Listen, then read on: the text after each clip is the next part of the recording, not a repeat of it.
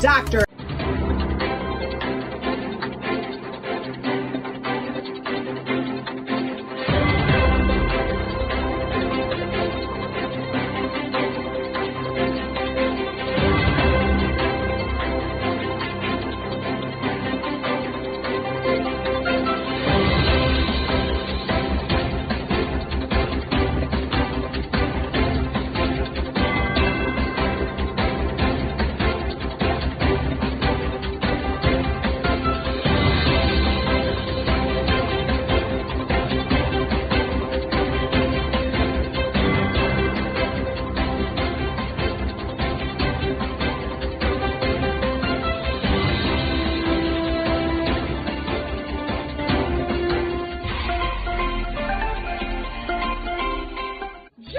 Dr. Eric Kelly III and a host of phenomenal speakers from all around the globe for this 7-day virtual event that you don't want to miss.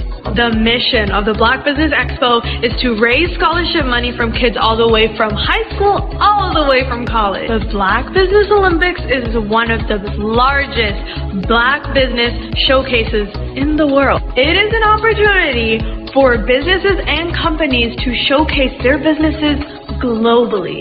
We are going to be giving away laptops up to $5,000 away to students. Again, I'm Olivia Appleberry, the founder of 2 Cents Finance and one of the speakers for the expo. I am so excited to see you there. For more info, go to www.blackbusinessexpousa.com or call 919-308-9090 and hope to see you there.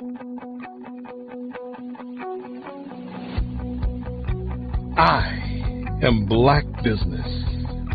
From the moment I wake until the time I sleep. Yes, I am Black Business. I am Black Business. Tell me, are you Black Business? I am Black Business. Do you support Black businesses? Listen, I support Black business because I am Black Business. Black Business Expo, one of the largest business showcases in the history of Black business in the world. The world! Sign up today at www.blackbusinessexpousa.com or call 919-308-9090. I am Black Business. I am Black Business. From the moment I wake until the time I sleep, I am Black Business. I am Black Business. Are you Black Business? I am Black Business. Do you support Black businesses? I support Black business because I am Black Business. Black Business Expo, one of the largest business showcases in the history of Black America in North Carolina. Join Dr. Eric Kelly III and a host of phenomenal speakers from all around the globe for this 7-day virtual event that you don't want to miss. The mission of the Black Business Expo is to raise scholarship money from kids all the way from high school, all the way from college. The Black Business Olympics is one of the largest Black business showcases in the world. It is an opportunity for businesses and companies to showcase their businesses globally. We are going to be giving away laptops up to $5,000 away to students. Again, I'm Olivia Appleberry, the founder of 2 Cents Finance and one of the speakers for the expo. I am so excited to see you there. For more info, go to www.blackbusinessexpousa.com or call 919-308-9090 and hope to see you there. I am Black Business. From the moment I wake until the time I sleep. Yes, I am Black Business. I am Black Business. Tell me, Are you black business? I am black business. Do you support black businesses? Listen, I support black business because I am black business. Black Business Expo, one of the largest business showcases in the history of black business in the world.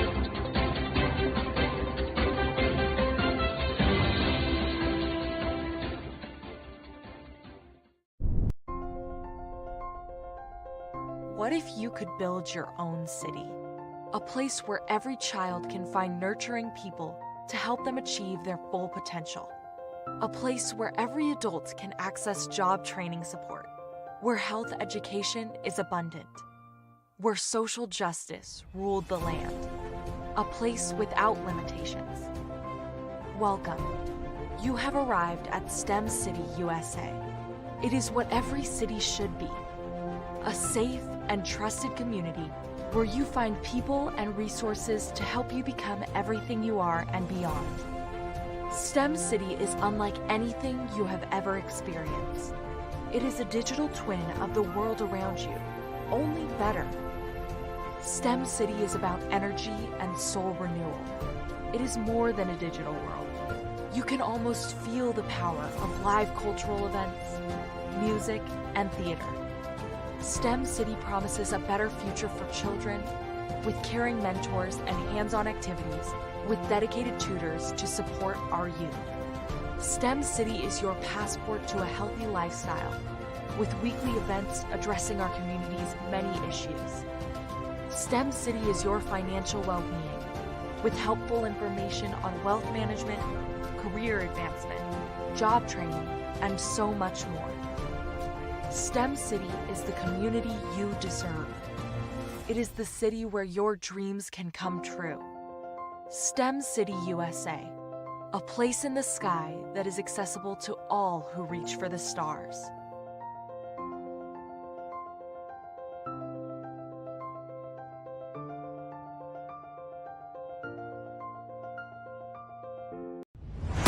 Social media is evolving. It's more vibrant, more colorful, more energetic, and so are you. It's not just photos anymore. It's video, it's audio, it's subscriptions. And now there's Fanbase, a new monetized social network.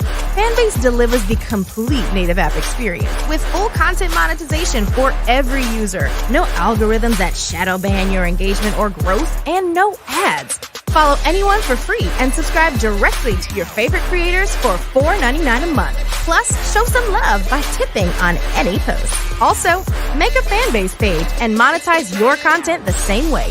Finally, connect with your followers by posting the amazing content you already create. And now, get paid for it. It's time to energize and monetize. Because everyone's a fan of something, and everyone has a fan base.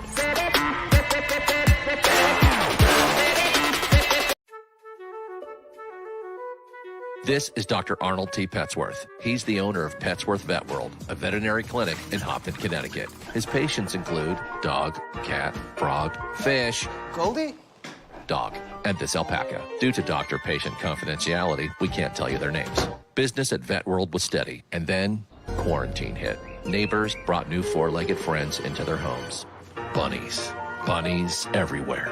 Dr. Petsworth welcomed these new patients with open arms. The only problem? There were more appointments than he could manage. That's when Dr. Petsworth turned to his American Express business card, which offers spending potential that's built for his changing business needs. He decided to hire a new assistant, Julio, and with spending power built for business purchases, he used his card to furnish a new exam room. Together, Dr. Petsworth, Julio, and American Express Business made sure all the pets of Hopton got the love and care they deserve. And everyone was happy. Get the card built for business by American Express.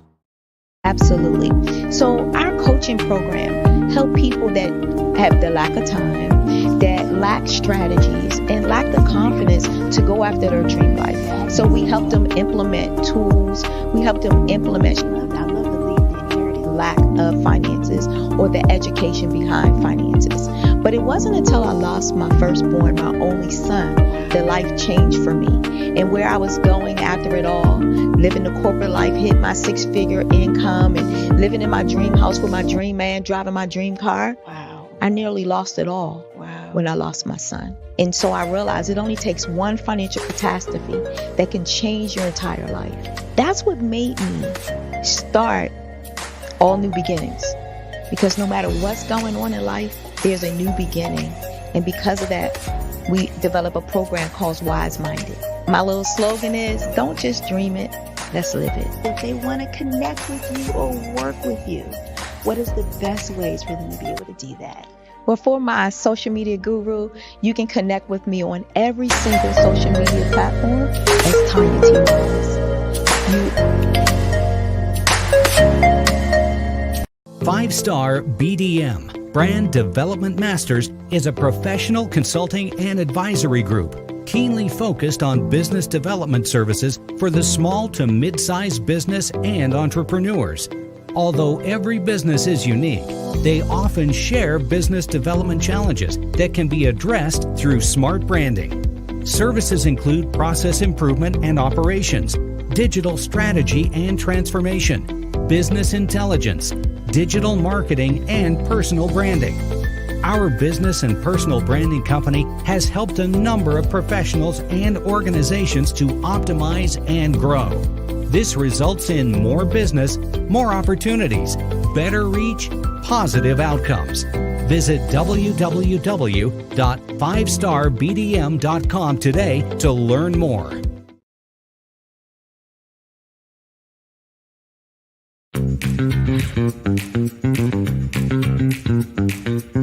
It's time for you to start bossing in social media.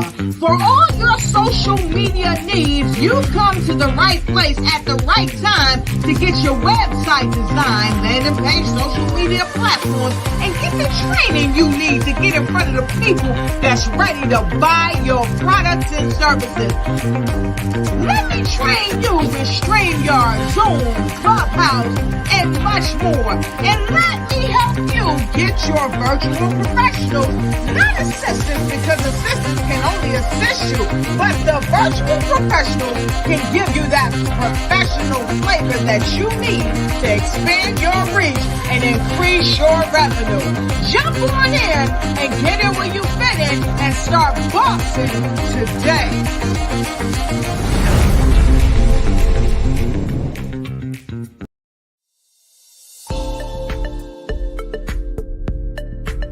Ignite your life and seize the new year by effectively planning it with your 2024 Ignite and Take Flight Planner.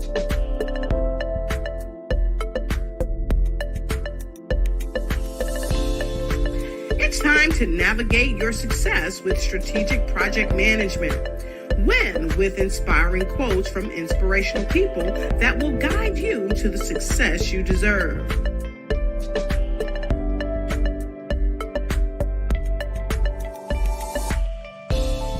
And don't forget to track your dollars, habits, empowering notes,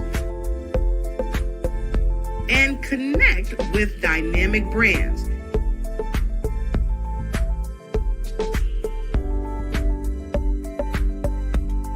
It's never too late to start planning your success. Get your copy now.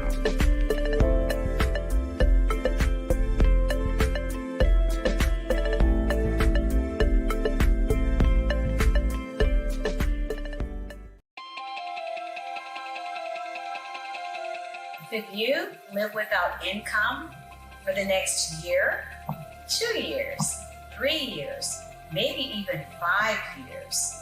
You might be thinking, well, that's a silly question. Well, is it? What if some medical event occurs in your life where you no longer can be the superstar in your household and generate that income? Or what about a planned event where your income comes to a sudden stop? Perhaps your employment has been terminated or your business has ceased operating. Are you prepared with a backup financial income? Or what about those voluntary events in life where you decide it's time to disconnect, perhaps retire, stop working? Do you have a backup income plan or something in place? I'm Sabrina Protic, your financial coach, helping you develop an income plan. Your financial tomorrow depends on what you do today. Connect with me for a bright and secure financial future.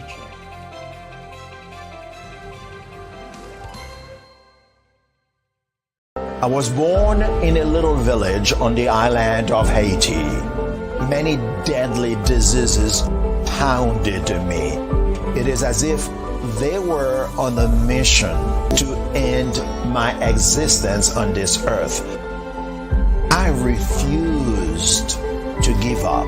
In 1983, I left Haiti and came to the United States of America.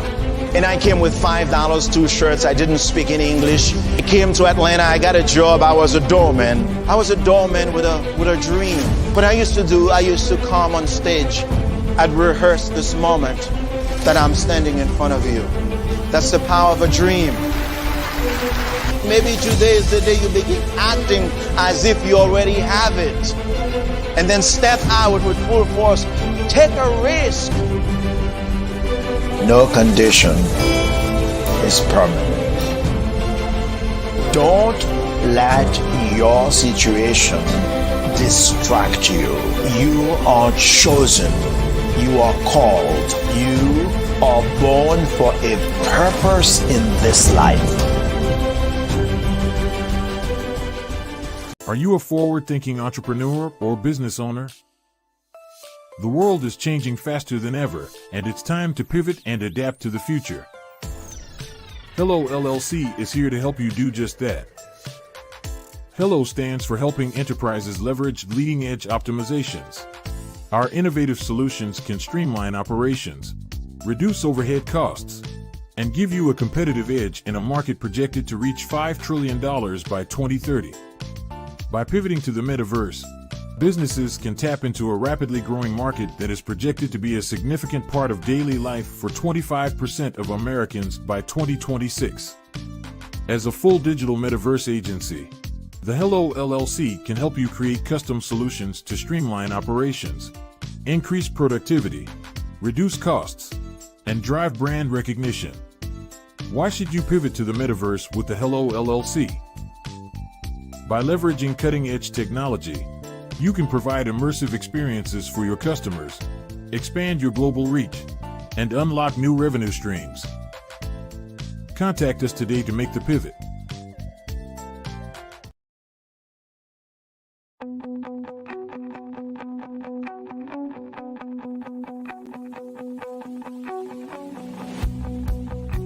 I am Black Business. From the moment I wake until the time I sleep. Yes, I am Black Business. I am Black Business. Tell me, are you Black Business? I am Black Business. Do you support Black businesses? Listen, I support Black business because I am Black Business. Black Business Expo, one of the largest business showcases in the history of Black business in the world. The world! Sign up today at www.blackbusinessexpousa.com or call 919-308-9090. I am Black Business.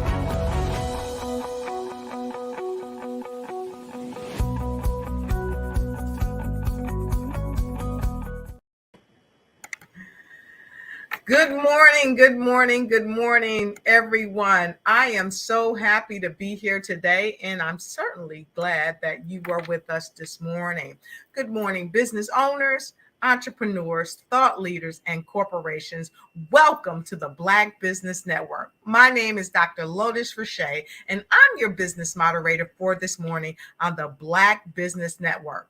The Black Business Network is a 24-hour business network showcasing Black businesses, Black owners, entrepreneurs, and thought leaders worldwide.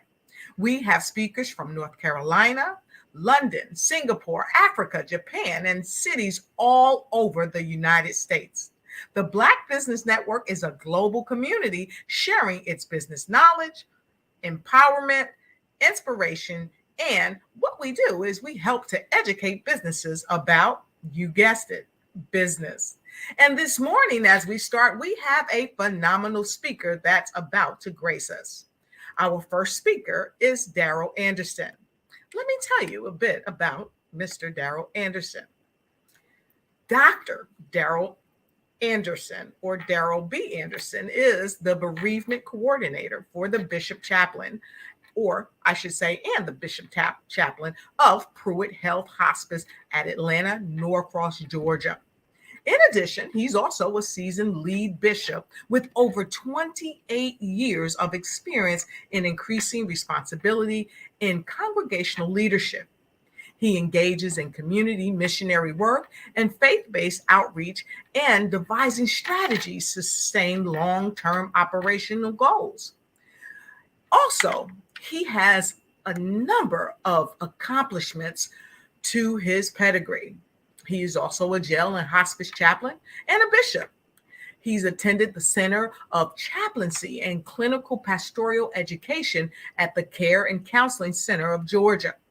He also is the assistant director of Cobb County Detention Center, and he's committed to leading individuals through their interfaith beliefs. And he has an expertise in spiritual counseling, education, and mentorship. And he also understands the grief and bereavement process. And he works with families to help them overcome. He's received the Law Enforcement Chaplain's Basic Training Certification in CISM, which is the Critical Incident Stress Management. And as you know, stress can be something that can really have a negative impact on our lives. And he works to help remedy those conditions. So with no further ado, I would like to present to you none other than our next speaker, as we have a fireside chat to share ideas and concepts. I present to you Dr. Daryl B. Anderson, also the author of No Regrets. Hello. Good Bishop. morning. Good morning. Good morning, Dr. Lotus. Good morning. How you It's doing? always great to see you. Great to see you. How are you doing? I'm doing good here in Atlanta, Georgia. We are doing good. It's cold. Well, it's seasonable, but it's nice. All right. Fantastic. So I'm so happy to have you here, Dr. Anderson. You are always doing great things all around the world to help people to really be their very best. So I like to ask you a couple of things because we have people all around the world that are watching and that could really use the skills, the talents, and the wisdom that you have. So would it be okay for us to get right into it? Go ahead. Let's do it. All right, let's do it. So let's talk about your ministry, okay? And why grief support is so important in the Black communities. Well, Dr. Lotus, I was pastoring. I was traveling. I'm originally from North Carolina, Durham, North Carolina, and didn't grow up in the church. Grandma was in the church, but I wasn't a member. I went when she tell us to go, ask us to go, or made us go. Right. But God called me into the ministry over 30 years ago, and I was working for a company then, well, IBM, and eventually I just left IBM and started full-time in the ministry. And God blessed me. He allowed me to go from Durham, North Carolina to different places, to Africa, Jamaica, just basically around preaching the gospel. Right. But because of the lack of time, back in 2017, my mother developed dementia.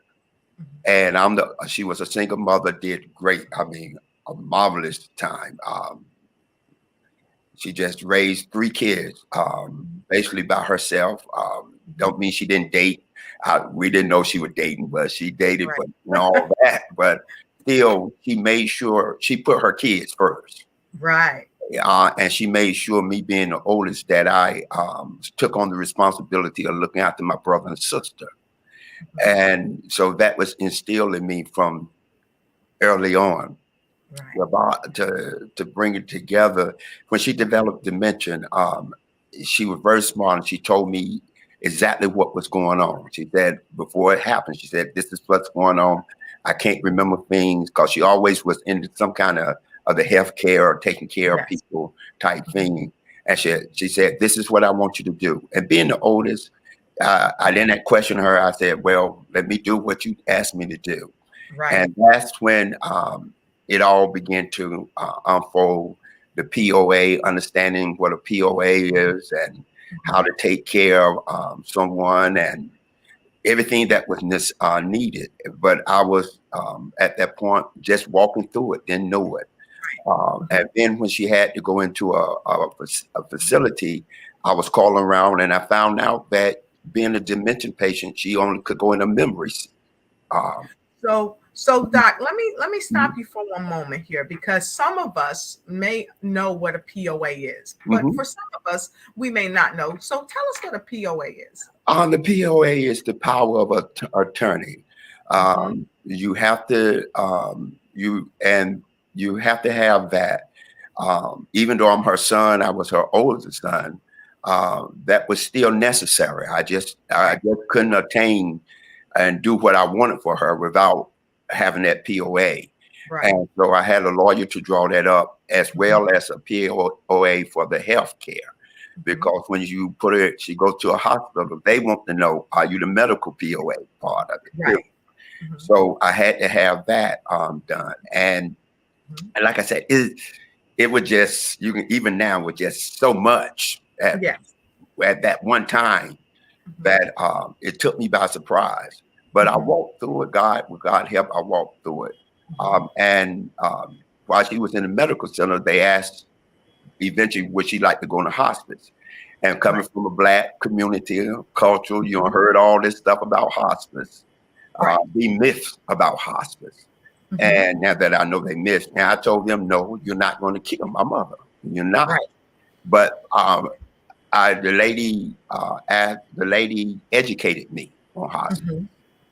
And eventually she succumbed to her illness. Then in 2020, my sister developed ALS. And I had to take care of her. She wasn't married all these years.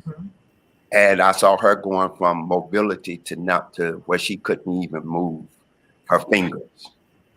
And she eventually succumbed to her illness. Right. And the Lord, only way I can say it without time, he pushed me into the field I'm in now. I said, I don't want anybody else in our community to not be educated on the healthcare that's out there. I had pastor churches and still pastor churches, and this was something new. And I knew the Black churches and the Black community, we was a necessity for this type of teaching. So now that's why I'm in it. I eventually got all the credentials I needed to go into hospice and to be a bereavement coordinator, as well as now to give back in the community and educate community on these. So Dr. Anderson, I want to kind of go back, because you shared with me, not only did you go through dealing with the grief process and having gone through it myself, losing my mother, it is an arduous process. Right.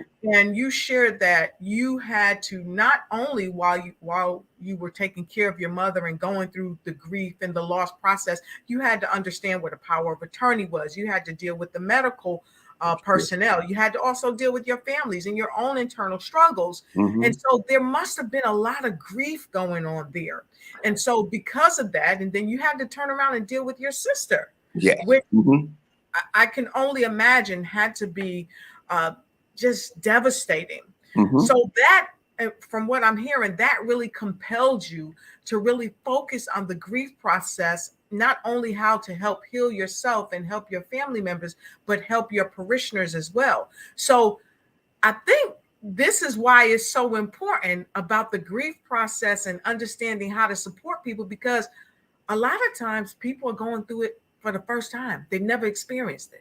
And they don't know where to get this grief support from. And sometimes people are so grieved, they oftentimes take their own life.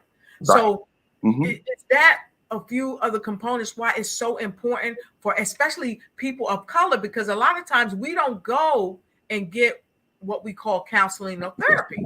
That is so true. And because of the lack of education in this area, from schools, from the churches, from the community, we as people of color or Black, we lack that education. And but the thing about it is you're going to go through it. It's not just because you don't know about it, don't mean you're not going to go through it. Exactly. And sometimes you're going through it and you're thinking you're maintaining, but you're not maintaining because those emotional, that emotional process is happening, whether it's the denial of it or the acceptance of it or the depression. And then you're talking from the clinical point, because you can have the clinical depression, but which is medicated. But also you can just be going through depression yourself from the loss of a loved one. And we must understand that I'm talking about loved ones here, but the grieving can come from your car being repossessed, losing a home, going through a divorce. All of those can build up such a thing as anger in you. Now you're walking around taking all this out on your coworkers and other people, and you feel like you just maintaining and they just getting on your nerves. No.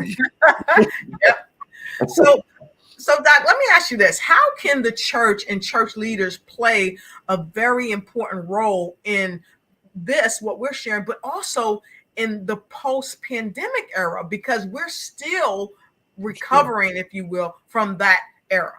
Well, the church, and I like to say this as my prerequisite, because I am a pastor. I do not exclude myself from the church.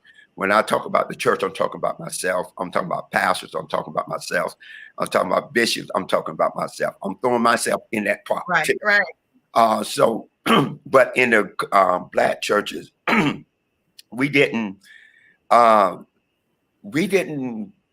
we spiritualize stuff. Yes. And we take the reality of things and sometimes we demonetize those things. That this is the demon, this is a devil, they just going through, they'll be all right, have faith, have this type thing. I know you lost your mother, but it's been 3 months. You should be over it now. Or it's been a year. Why you still crying over?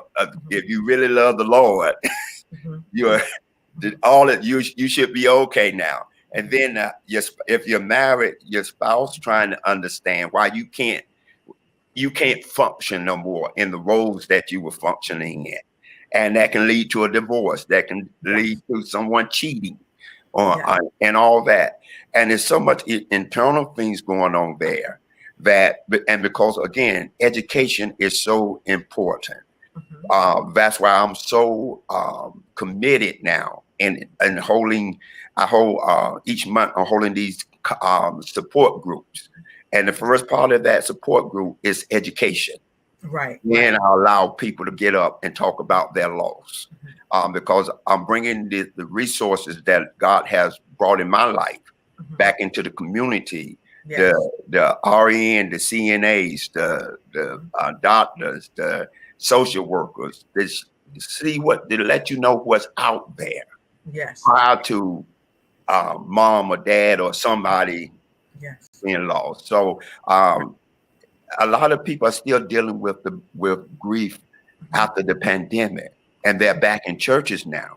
And if the Black church don't recognize that and set up some kind of group or support group or a place that they can come once a month or however way they can, just preaching is not enough. I know that's sounds a little, but that sounds spot on, because that's the truth. Preaching is not enough, Doc. You're right. Because here's what I heard you say, if I may. I heard you say, first and foremost, you have to let people experience their grief, and each person's grief is their own, and they deal with it differently.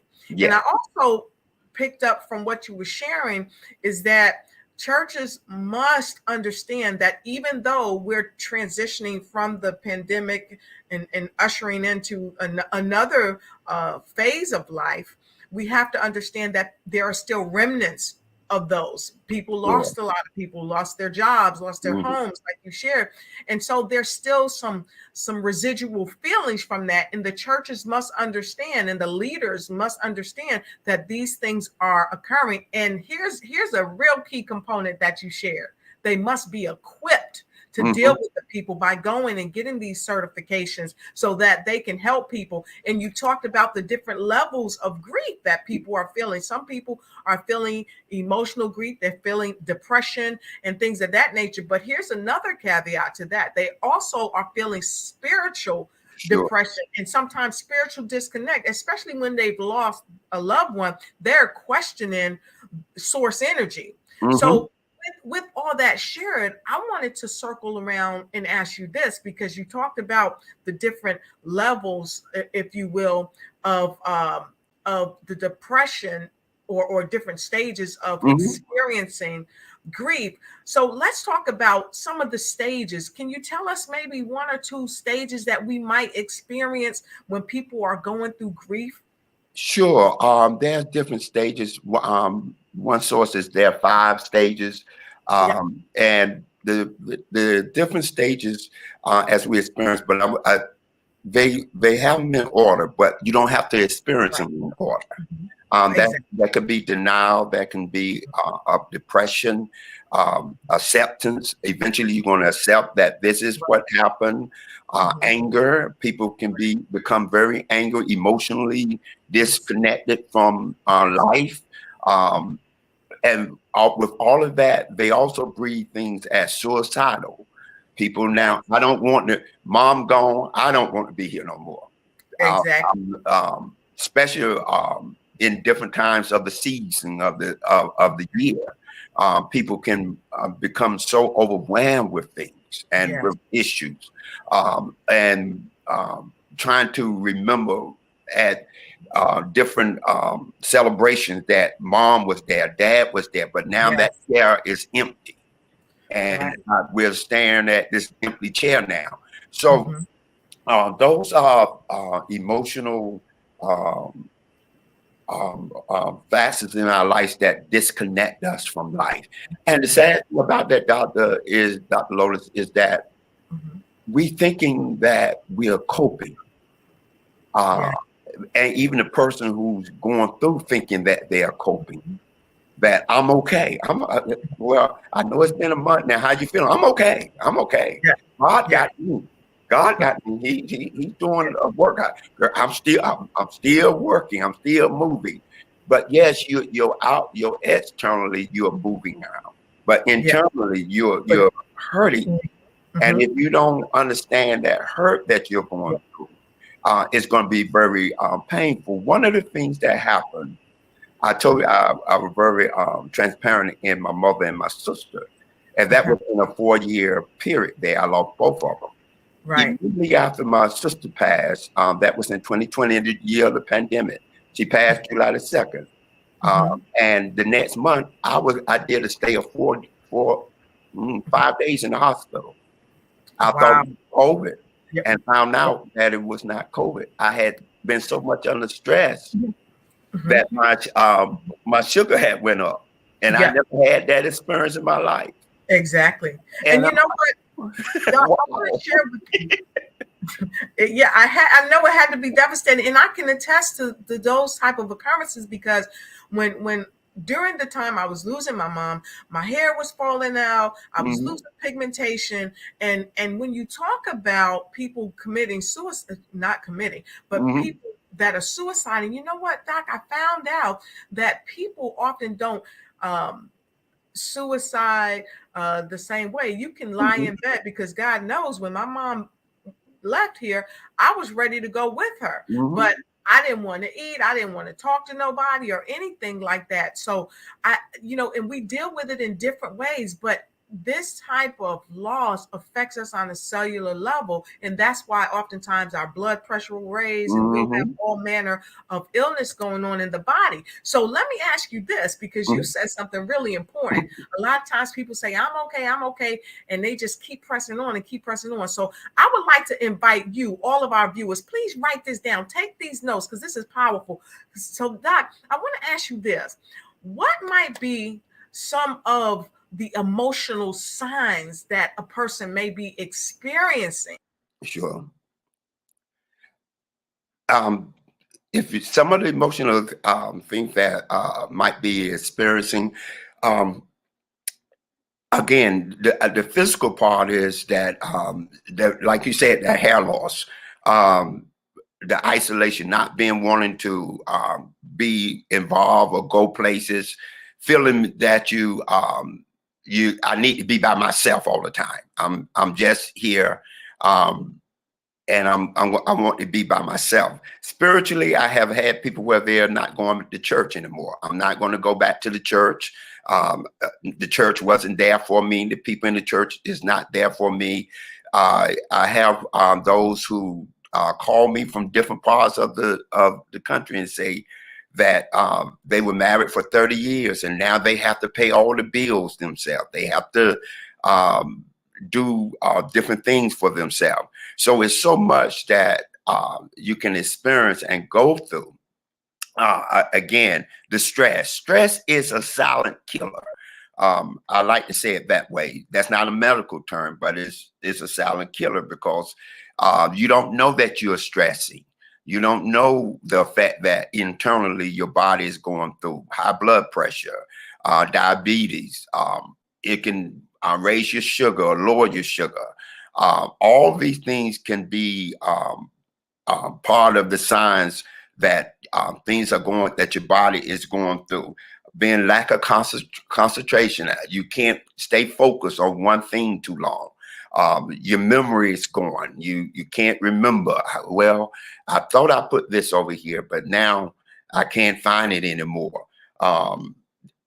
Disbelief that, is this really happening to me? How can a God who loved me so much, how can he allow this to happen to me like that? Why would he take mom? Why would he take dad? Why would he take my child? Those type things, confusion. So again, it's so much that can you can go through, and it can be, you can become part of, and this take a wear and tear on your body. So Dr. Lowe's, I want to say one thing because I don't the time while we're here. I want to definitely bring this point out, and I would be very remiss if I didn't. Working in hospice, to come on hospice, you have to. It's a 6 months plan. They're saying that you can.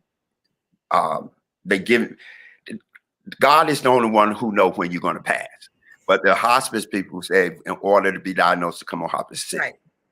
So you can't, that person, that caregiver, that loved one have time to go in, see mom, see dad, see whoever for 6 months if they last that long. Or sometimes you can go on hospice 6 months, come off, and then have to go back on hospice. Those are the type things with hospice. But I also deal with mothers, especially mothers now, who son was murdered or was shot. And they didn't have that time to say goodbye. Or they didn't have time to see someone leave here or transition. Right. So that's another component of grieving. Right. That you didn't have that time. With my mom, I walked with my mom from point A to point Z. With my sister, I walked with my sister from point A to point Z.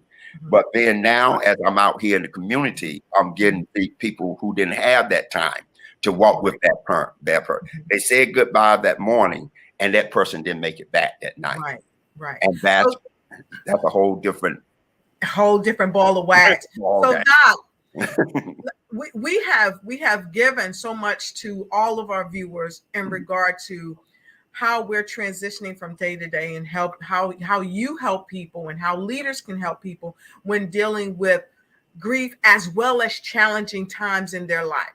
So I want to talk more about other things that you do as a leader in the community through your ministry and through any other philanthropical things that you do. So share more with us other things that you do. Okay. The main thing that I'm very committed to, and let me say, I love church, I love pastoring, I love worship, I was in it, like I said, for 30 years. I helped plant, or at least planted 2 or 3 churches. And God blessed me, and it grew. So those are very dear to my heart. That's why even when I talk about church now, I don't try to talk negative about anybody or any pastor, because pastoring is hard. And to understand, and especially when there's no manual, there's a manual for the spiritual, the Bible, but there's no manual for pastoring. And I had great mentors in my life as a young man to help mentor me through the pastoralship of what I was going through. And I learned from them. I picked up and gained from them. What I feel, I'm 30 years ago when I was pastoring, and to now, it's changed for me. God has a way of shifting, moving, and putting you in places or getting you ready in your early years for what he got for your latter years. Right. And so I feel the necessity now to, and I've always been in that, but to work in the community, helping people of color like myself, and helping others who, again, it hurt me so bad when I didn't have that information ahead of the circumstances I was about to face. And I'm that kind of person. I always went to school, always tried to achieve and educate myself.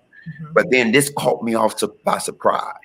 And I don't want nobody to be caught off surprise anymore. Just because I went through that, I don't want you to have to go through that like that. So you asked me what I'm doing. Bereavement coordinator. I work with bereavement as a bereavement coordinator for this large hospice group here in Atlanta. So I call people of different faiths. I mean, I have attended a Buddha transit. I have attended Hindu, and people. I never saw myself 30 years ago sitting in a Hindu funeral. I would be like, oh no, this is not God. I'm right. But you've evolved. And I'm a Christian now. I'm with the blood. But you found out that people are people. Exactly. And no matter, my thing is not to down your faith, but help navigate you through the process. Exactly. And so let me ask you this, Dr. Anderson. I've heard you say you embrace all walks of life as it pertains to religion and spirituality, and you don't kind of push anyone out. So people all around the world need to hear this. They need to partner and collaborate with people just like you. So how can people connect with you? Well, you could, I'm on through social media. You can connect with me with at Bishop Darrell B. Anderson on at Facebook. I'm on there. Also, Pastor D. Anderson Church, Pastor D. Anderson at yahoo.com. And then you can contact me at DB Anderson, DB Anderson at pruitthealth.com. So those are the ways that you can email me. And I would be happy to talk or do these type connections with anybody. Because like I said, this is as Paul said, he was sent to the Gentiles. This is my sent. This is my sent to what God called me to do. Right. Awesome. So it has been an amazing time here with you, Dr. Anderson. You have come and given us such a wealth of knowledge and wisdom and love and caring. And so we look forward to having you back again. So we hope to see you back. Will you join us again? Yes, you was nice. I enjoyed you too, Dr. Lotus. Well, thank you so much. You know, you are a genius, and genius is common, and we will see you on the other side. Thank you again. Thank you. Have a great day. Wow, this is a way to get started this morning. We are so happy to have Dr. Anderson on board with the Black Business Expo. And, you know, a part of the Black Business Expo's mission is to raise funds for high school seniors going to college or K through 12 entrepreneurs. This expo is a fundraiser for students, and you can go to www.blackbusinessexpousa.com to donate to the scholarship fund, or you can use the Cash App that's on the screen below. You'll see it scrolling there. You can also use $BBXUSA. Our goal is to give laptops and up to $5,000 to 10 students. Students can register online. Also, you can go to www.blackbusinessexpousa.com. You see, every dollar counts. So we want to remind you to donate to the scholarship fund. And we want to thank our Black Business Expo USA sponsors for December 2023. NC100. Moody Capital Partners, Suede Soul, The Hello LLC, Lotus Richey Coaching and Consulting LLC, Carolina, Virginia Minority Supplier Development Council, Step Management, Barbara H. Smith LLC, 5-Star BDM Media, Margie McLean Foundation Incorporated, Genius is Common. Got to get that right. Earth Essentials, Milani Shani Global, Executive Women's Success Institute, The Quality Coaching Company, Superwoman Business Services, Creative Force Studios, Lee Entertainment, Artistic App Design, and of course, Black Business Expo USA. Genius is coming, and I'll see you on the other side. Did you know that approximately 333.34 million businesses exist today, according to a report from 2021? And you may be one of those businesses, or maybe you're not in the business market yet, but you're aspiring to be a business owner. Well, guess what? You're in the right place at the right time. Because let's face it, everything is about timing and opportunity. Hi, my name is Dr. Lotus Richey, and I'm the CEO and founder of the Lotus Richey Coaching and Consulting LLC, along with the Lotus Richey Ignite Show. 15 minutes of success with Dr. Lotus Richey, as well as books to boom your business and bring who you are. And today, I want to bring this amazing message to you about the Black Business Network and the Black Business Olympics.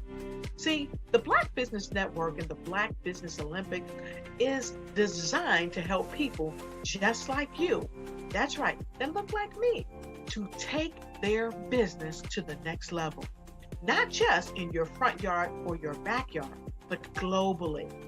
The Black Business Network and Black Business Olympics is designed not to just help you survive, but to help you thrive.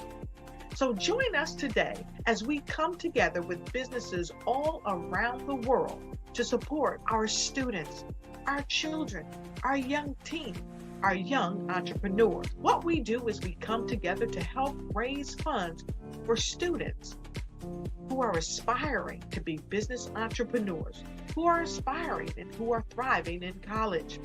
We endow them with a wonderful opportunity to gain scholarship of either a laptop or several thousands of dollars. And we invite you to help be a contributor to this amazing opportunity to help someone that looks just like you. So join us today at our website and let us connect with you and help you ignite and take flight in every area of your life on the Black Business Network and the Black Business Olympics.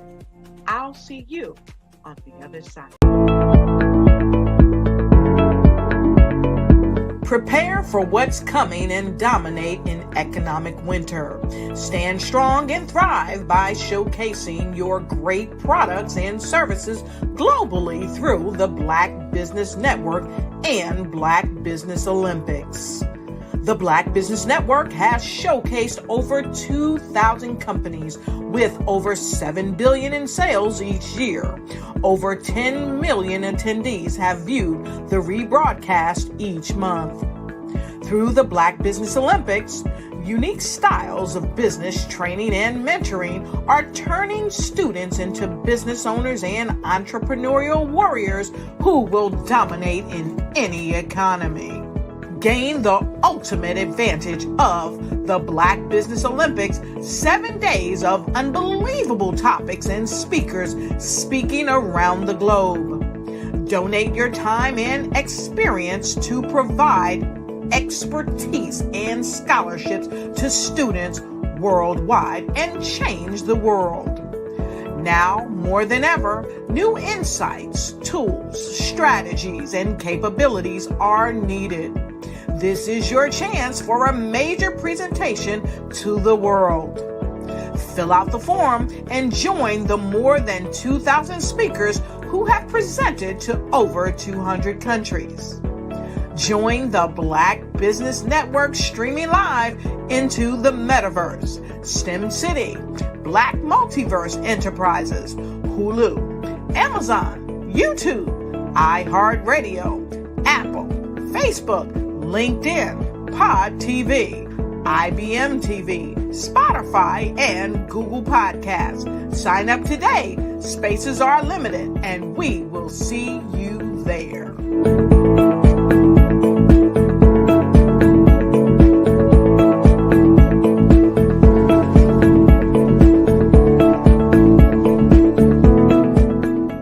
Hello, I am Dr. Eric Kelly III, the visionary strategist and founder of the Black Business Olympics.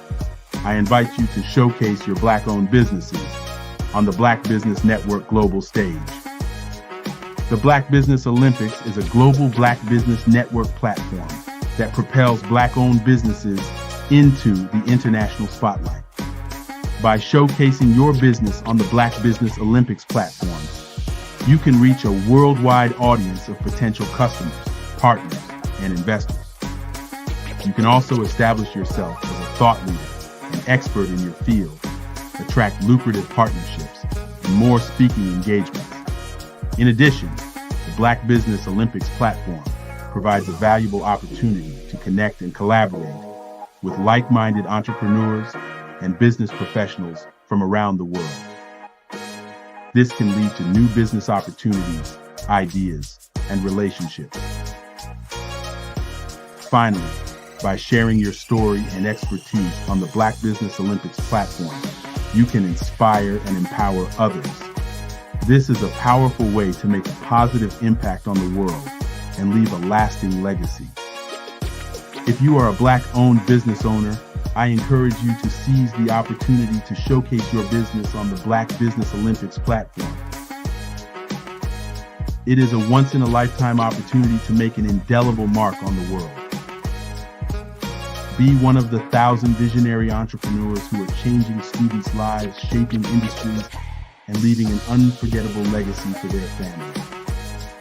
Unleash your voice on our global stage and watch your business thrive. Black Business Olympics is one of the largest Black business showcases in the history of Black business in the world. Yes, the entire world. Just give me a call today at 919-308-9090.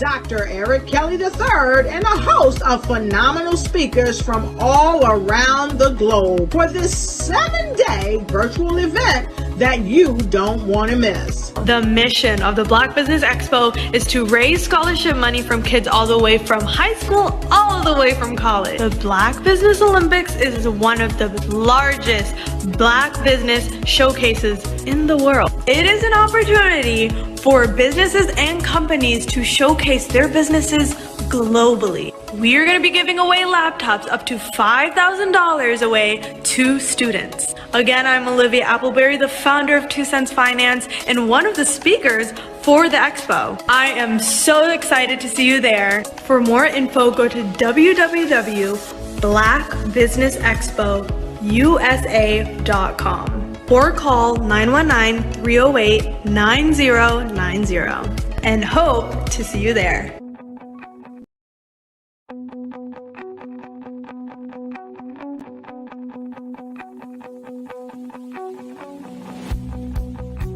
I am Black business. From the moment I wake until the time I sleep. Yes, I am Black business. I am Black business. Tell me, are you Black business? I am Black business. Do you support Black businesses? Listen, I support Black business because I am Black business. Black Business Expo, one of the largest business showcases in the history of Black business in the world. The world. Sign up today at www.blackbusinessexpousa.com or call 919-308-9090. I am Black business.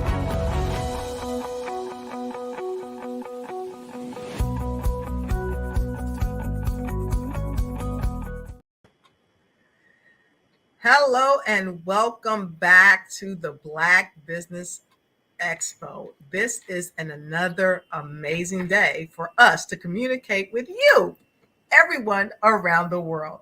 Good morning, business owners, entrepreneurs, thought leaders, and corporate executives around the world. We welcome you to the Black Business Network.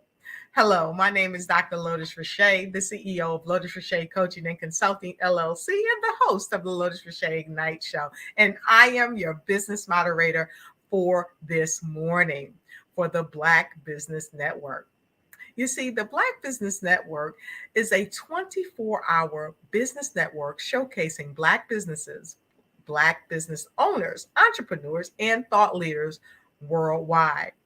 We have speakers from North Carolina, London, Singapore, Africa, Japan, and cities all over the United States. The Black Business Network is a global community sharing its business knowledge to empower, inspire, and educate businesses about business. And the speakers that come and share their light and love with us are simply amazing. And of course, we've got another dynamic speaker headed your way. Our next speaker is Virgil Thornton. Virgil G. Thornton Sr. is a native of Newport News, Virginia. He has been married for 32 years to Dr. Michelle Boone Thornton. Virgil is a colon cancer survivor and a proud father of twin daughters and one son. He's worked as an electrical nuclear technician for several years, and he is certified to foster and respite care parent. And he is just an amazing person. And yet, at the same time, he has all these personal accolades. He can't leave out memberships because they bring us power. And he is a member of the 200 plus Men of Virginia and a member of the John C. Maxwell Leadership Group. He has served as general manager of Dodge, Infiniti, and Lexus dealerships in Huntsville, Alabama, and Virginia Beach, Virginia.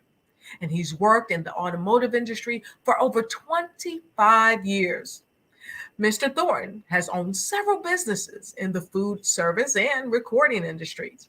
He currently serves as a deacon in his church and as president of CMV Communicators LLC, which provides corporate and organizational leadership training, public speaking training, and personal development services. Mr. Thornton was ranked among the top 27 speakers worldwide in 2015 during the International Toastmasters World Championship of Public Speaking Contest. And he's also a TEDx RVA Open Mic First Runner-Up recipient. I present to you Virgil G. Thornton. Good morning, Dr. Ludis. How are you? It's a great day in every way. It's so great to see you here. So happy to have you here. We welcome you and we appreciate you and we thank you for your genius. Did you know what, Virgil? What's that? Genius is coming, and I'll see you on the other side. I'll see you on the other side, Dr. Ludis. Ladies and gentlemen, good morning. Again, my name is Virgil Thornton, president of CMB Communicators, LLC. And we believe that total engagement establishes your true potential. A little bit about myself. Again, I do have a lot of background in leadership and management in the automotive industry, also in entertainment and the food service industry, as well as civic activities. And of course, looking at that background, I see leadership at a lot of different levels. And that's very interesting because at CMB Communicators, we've discovered that leadership directly controls a team's engagement level. And if I could repeat that, the leadership directly controls a company or business members' leadership level. What am I saying? There's a problem. And of course, all businesses are in business to solve problems. Some of you may remember the singer Dionne Warwick. She was Whitney Houston's aunt, an R&B singer. And what she sang years ago was what the world needs now is love, sweet love. That's the only thing that there's just too little of. I agree with that statement. But also I'd like to add, what the business world needs is sound, solid, and sincere leadership. Sound, solid, and sincere leadership. The latest data from Gallup survey, which Gallup is the largest survey company in the world, they state that only 32% of our team members are engaged in their work. In other words, 3 out of 10 members on your team are working at their potential. And CMB Communicators believe that total engagement establishes one's true potential. So 68% of your team members, or in the business world, are just going through the motions or exploring other options. They're actively disengaged. And unfortunately, management can control that. Because the engagement level of a company is a clear indicator of the team's culture. And team culture is directly affecting the external engagement. What is external engagement? How your employees or team members interact with the customer. How are they interacting with the people that are basically paying the bills, the people that are paying for your services? How are they interacting with those persons? And that's your external engagement. And that is guided by the leadership, but it's fueled by your mission statement and your vision. What am I saying? Why? Why are you here today? Why did you take this time out to engage with the Black Business Network? What are you looking for? What are you hoping to gain? And the same thing with our companies. Why does CMB Communicator go in? We go in with our executive coaching team and our team that help with leadership and also presentation skills. Why do we do that? And of course, speaking, because speaking is extremely important to leadership, because we must be able to communicate our ideas, our strategies. And that needs to get at every level if we're going to have a clear message going back to the mission of our company, getting back to the vision of our company. Because when we break down our company, it's basically in 3 stages: the technician phase, the manager phase, and the vision, or the visionary. The owner is totally wrapped into the vision. But the owner, when starting out a company, goes back to the technician. Basically, wear all 3 hats: the technician, the manager, and the visionary. As a technician, we're getting our business off the ground. We have our mission. It's one person, maybe just a couple of people. We have a vision as to where we're going. We're marching along.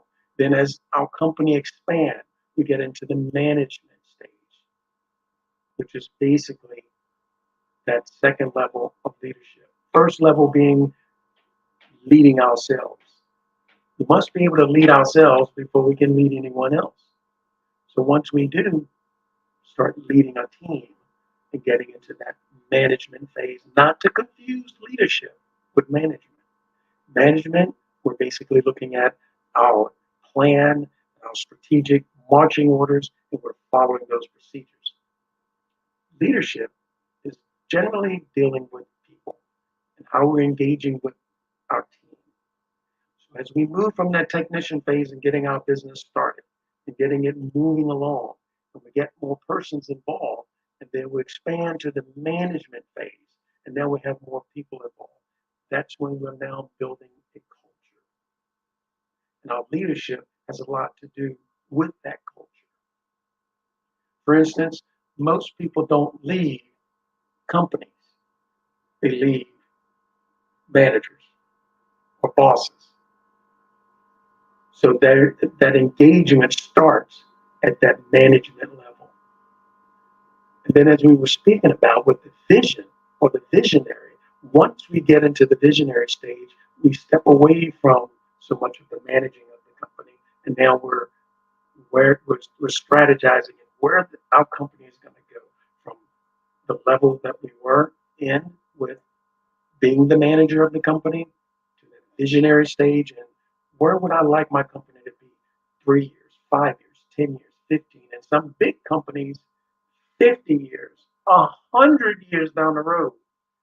That's how large some companies' visions are.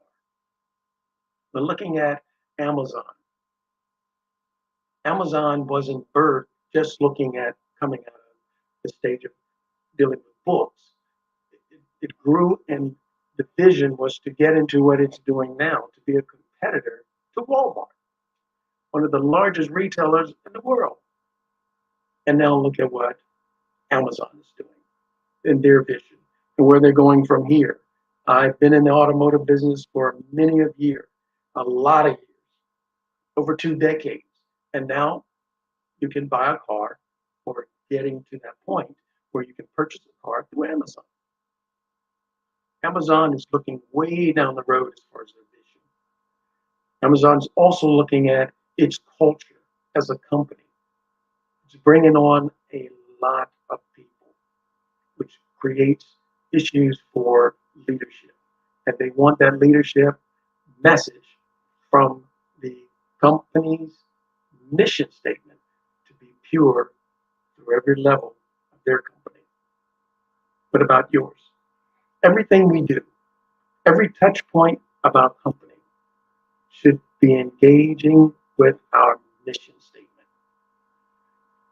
And I harp on that because if every member of the team doesn't understand the mission statement, then we're kind of off track, because the mission statement is the GPS of our company. It's telling us where we're going. It's telling us why we're doing what we're doing. Amazon has one. Microsoft has one. Apple has a mission statement. And everything that the company does, let's go back to Apple. Everything that Apple does, you look at their mission statement, you'll see that they're in that innovation and bringing that product to market. Same thing with Google. Google has a mission statement. They know why they're doing what they're doing. And of course, they know how to do it. But we first go back to why, the mission statement, and why that's so important to the leadership. The leadership is the navigation for those who are following them. They're given direction. Mission statement gives direction to the leaders. The leaders give direction to their followers. Extremely important. So what is the solution? The solution is training. NFL coaches go through a lot of training. NFL, of course, football organization in the United States. Different from, of course, football overseas. But coaching, you want to be a great coach, you want to be a great coach, there must be training. You're going to be a great player in any arena. There has to be training. My question, when was the last time you or members on your team attended training on leadership? You may be a great leader, but we all can be better. It said that practice makes perfection. I kind of disagree with that, as my mentor has trained me also, that practice makes improvement. We can always improve on whatever level we are. We can get better. By practicing, we just get better. We get better, and we get better. So as a leader, you need to get better and get better and better at leading our team. I'd like to ask the question, have you thought about a leader in your past or in your present that you would say, now that person's leadership style I really like?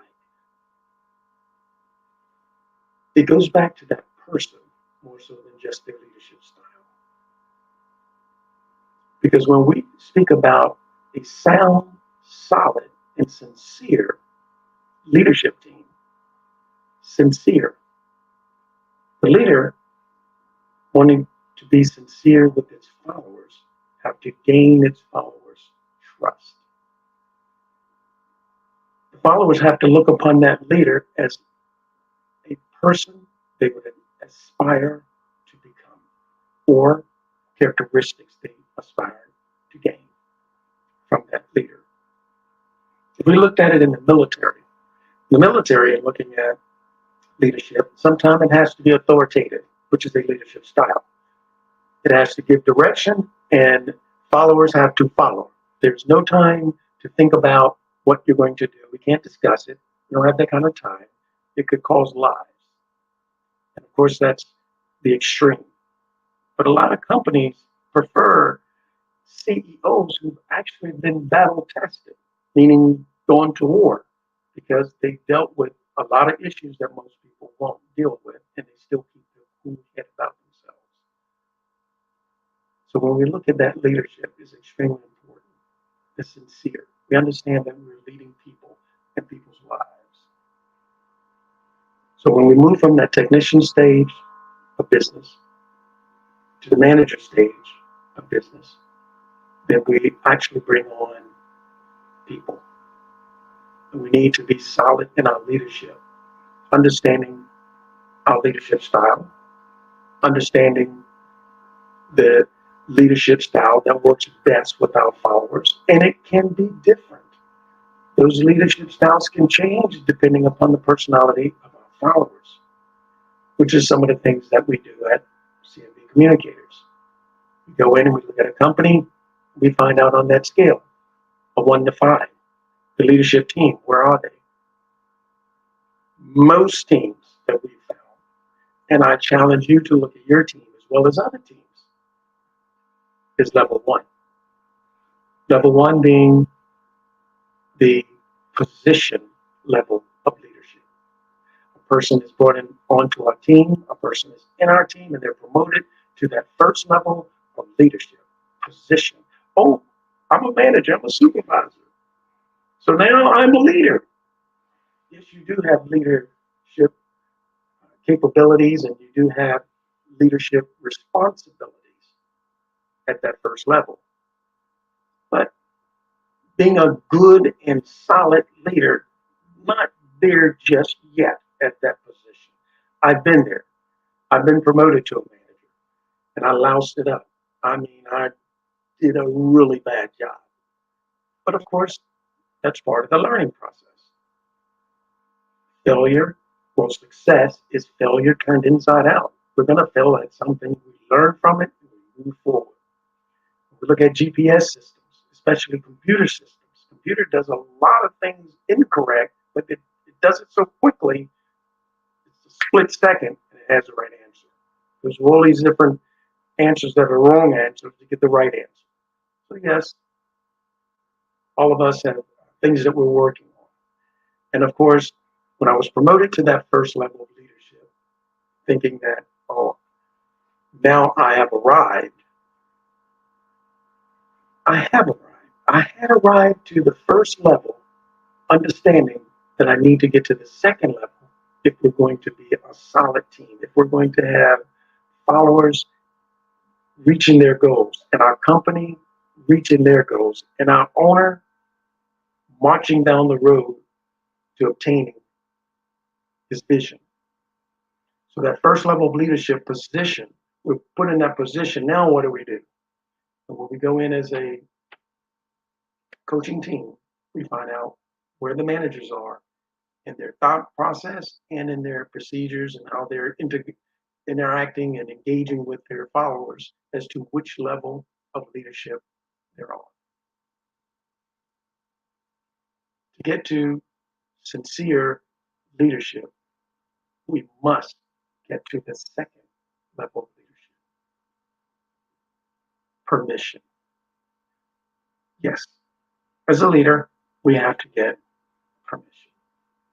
We have to get permission from our followers to be their leader if we're going to have true engagement. And of course, there are ways to do that. It's not a manipulation, it's a sincerity. We're there to help. We're there to help our team members reach their goals. One of the greatest, wealthiest men in America once said that if you help enough people get what they want, you in turn will get what you want. So it's about helping. It's about that sincerity, shouldering the responsibility of our followers that they reach their goal. Unfortunately, I've found that a lot of leaders force their leadership upon their followers. If you don't do this, or inject that anyway, that presence, that if you don't do as I say, then out the door you go. Not so quickly. That costs the company money, resources, to bring in another person and train that person in the way that we do business within that company. So to just get rid of a person is not necessarily the answer. If we're going to build a good company and take that good company to a great company, which all of us want a great company, we want to make sure the team members, the members on our team, are in the right positions. And if they're not, then we need to go in and assess and see what position suits them best. If we're continuously having a rotation of people coming in our companies and people going out of our companies, we need to take a time out and figure out why this is going on. Most of the time, it's a leadership issue as to why people are rotating through a company. We have found at CMD Communicators that happens because most of the managers or leaders are still at level 1, positional level of leadership, versus getting to level 2, which is a permission level of leadership. Now we get permission from our followers. All of that is extremely important because leadership is extremely important to our company. Leadership controls our engagement level, our internal engagement, our external engagement. Our internal engagement, how are our team members engaging with one another? We looked at a book, that great seller, Jim Collins, Good to Great, same thing.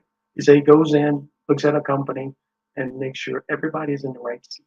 Some people will stay on, quote unquote, the bus, stay in the company because of relationships with other persons within the company. That's good engagement. That's excellent engagement. Because, of course, we all have options. Why stay on the team you're on? But members will stay on the team because of how they engage with their internal customer, with one another. And that engagement level is directly tied to the external engagement. If we engage well with one another on the team, then, of course, we can win. How do we win? We win with our clients. We win with our customers. That's who we win with. They're paying for a service, and we're giving them the greatest level of service that we can provide. It all goes back to leadership. Leadership at the technician level, leadership at the manager level, and leadership at the visionary level. My question to you, the last time you had your team trained on leadership, to find out what type of leadership your members engage with best, because there are different leadership styles. And the best leaders understand that they have to be able to bring on or interact with different individuals on the team in a different style of leadership. And depending upon what's going on at the time within a company, a person may have to take on a different style of leadership. If things need to get done right away, then we don't have time for a democratic leadership style. We have to get things done. We're so authoritative. But of course, we like and we gravitate to transformational leaders. Those are leaders that we feel that are sincere about helping us reach our goals, about helping us get to where we're trying to get to. Extremely important. And with CMD communicators, we are multi-generational, so we can relate to a lot of different people, per se, and their mindset. The Gen X, Gen Ys, they think a little bit different than the baby boomers. So being able to engage with those generational thought patterns, and it is generational. There are generations now that don't know a world without internet. They don't know a world without a cell phone. So the way those generations are engaging with the world is a little bit different than a baby boomer. That's why certain generations always on their devices, because they're connected to those devices. Those devices connect them to the world. Baby boomers, not so much. We kind of watch some of those things come into our society. They birthed into it. It was already there. So when leading a person that's into their devices, into social media more than others, then it's a different style of leadership to connect with that person, to engage with that person. Because again, we understand that total engagement establishes one's true potential. If our team members can't truly engage themselves into what they're doing on our team, then our company will not become its best in producing and achieving its potential. It takes the whole team. And every team member on the team needs to know that their role is important to the team, regardless of how small it may appear or large it may appear. As the owner, we understand every level on the team is extremely important because we're trying to get out a message.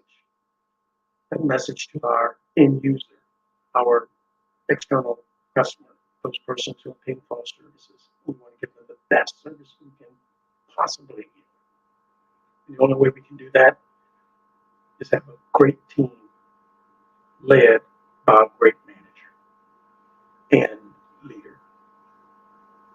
We also do individual assessments. Individual assessments, we find out, of course, individually what persons are in regards to how they engage with different personality styles, how they engage with different management styles, how they engage with different leadership styles. Because again, first level leadership will put in a position.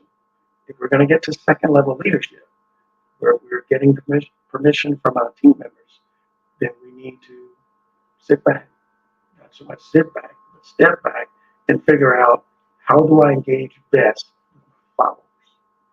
Because it's my followers that's basically getting the job done. And it's our leadership that's directing which way we're to go to get to the vision of the owner or owners, depending upon the company, which is extremely important. For example, ask yourself when the last time you had any coaching, when the last time you've had any training on engaging with people. We get coaching all the time on how to do our job. When were we last in a training on leading people? And not just the theory of, but the sincerity of leading our people. As humans, we have this great ability to kind of sift out when people really like us and when they really don't, or they kind of tolerating us. So a leader must be sincere because the followers can read through it. They know if you're sincere or you're just trying to push out work. So we want to be sincere with our followers because it's their permission we need to get done what we need to do as leaders. Because when we can get done what we need to get done through them, then as a team, we can move on to that third level, production. Not everybody's working. And put it to the test. Help your team members reach their goal and see how much more they would engage. Really. So when the individual is producing your followers, the managers and leaders will produce more. The company produces more. But it starts with leadership and the followers. And it goes back from there to the mission statement. Do all of your team members know the mission statement? Is the mission statement engaged in everything you do? I've worked with a certain company in the automotive industry, and they still do, they have a covenant. And with that covenant, everything within the sales department, service department, parts department, body shop, used cars, new cars, advertising, accounting, everything is centered around that mission statement. And it boils down to how you treat your guest. And you treat that guest as though you would someone that you invited into your home. At every touch point, whether that's internal with one another or external with those who you're engaging in commerce with. I ask the question, do your company, or are you at least working toward that second level of leadership, permission level? That starts the sincerity. Once we put into that first level of position, are we trying diligently to get our followers permission? It sounds kind of different, disruptive as far as the thinking. There's a book called First Break All the Rules. That's one of those rules that's kind of broken. Wait a minute, you're telling me I'm the manager, I'm the leader, and I got to get their permission? Yes, you want their permission. And they give it to you once they find out you're sincere about helping them to get what they want. So yes, we go and do assessments individually. We do assessments with the company because there's no need in doing executive coaching with individual leaders and top leadership is on a different page. It's like singing from two different hymn books, two different songs. Both singers can sing very well, but it's sounding like chaos. We need everybody on the same team. How does everyone get on the same team? Everyone get on the same team with a mission statement. Everybody's focused on what it has. The owner puts a lot of energy and time into their mission. What or why are we in business? Why are we really in business? Of course, the byproduct is money, but why are we in business? We're in business to solve a problem. We decided what problem we wanted to concentrate on trying to solve in our mission. So we go in and we look at that assessment. And that's a great starting point. What is the mission statement? Do you understand what the mission statement is? Then we can move forward with what we're trying to do as a company. So it's amazing in reading through job descriptions and seeing the different things within the descriptions, and very few would actually immerse their mission. Tells you all about what you need to do, but they don't immerse you with the mission. When we interview, we're looking at two things. We're looking at, do we want to come on board with the company? And the company is saying, do we want you on board? Okay, well, what is the company all about? We see what the company is producing. We see what the company is selling.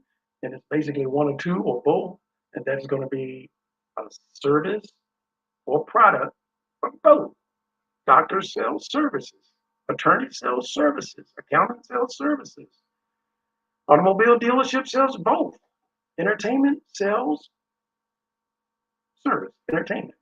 They're providing a service. They're helping us to feel good. They're moving our emotions, which is very interesting. A different conversation. But that's extremely important. And we tailor our services based upon the need of the company. One company may need, of course, and we find out that, hey, most of your managers are the mindset, the philosophy that I'm in a position, I have responsibilities, and these jokers need to follow me. Yes, they do. But you want to get their permission to do so. Help them out. That's why we're there. I could go scripturally on that, and I will. Of course, there was a prophet, and he had followers, and those followers, he taught those of you who are the best servers are the best leaders. You lead my people by serving them. Level 2. And you help my people. Level 3. You help them produce to become better individuals. In our teams, it's the same thing.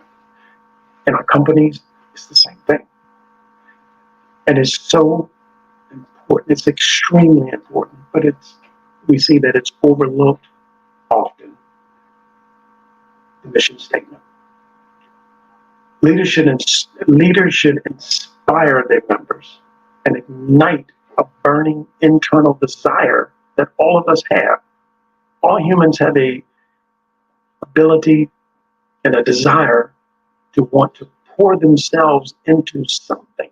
Some of us just don't know what it is, but we want to pour ourselves into it. So we really want to become engaged more than what we are, versus just going through the rut, going through the humdrum, being part of that 68% that just show up and we do whatever and then we leave, versus the 3% that's really engaged in their work. They're getting it done. They're there to get something done, not just the work, but get themselves into what they're doing. They're there to establish their true potential. And sometimes, of course, one job may be a stepping stone to another, which is another conversation, of course. And we, as leaders, gain our followers' trust by being sincere. And being sincere, we must be solid in what we're doing. For instance, leaders must show confidence. Leaders show confidence because leaders should know the way, because they've gone the way, so they can show the way. And followers understand that. They've gone the way, so their leadership know the way, so they're more apt to follow.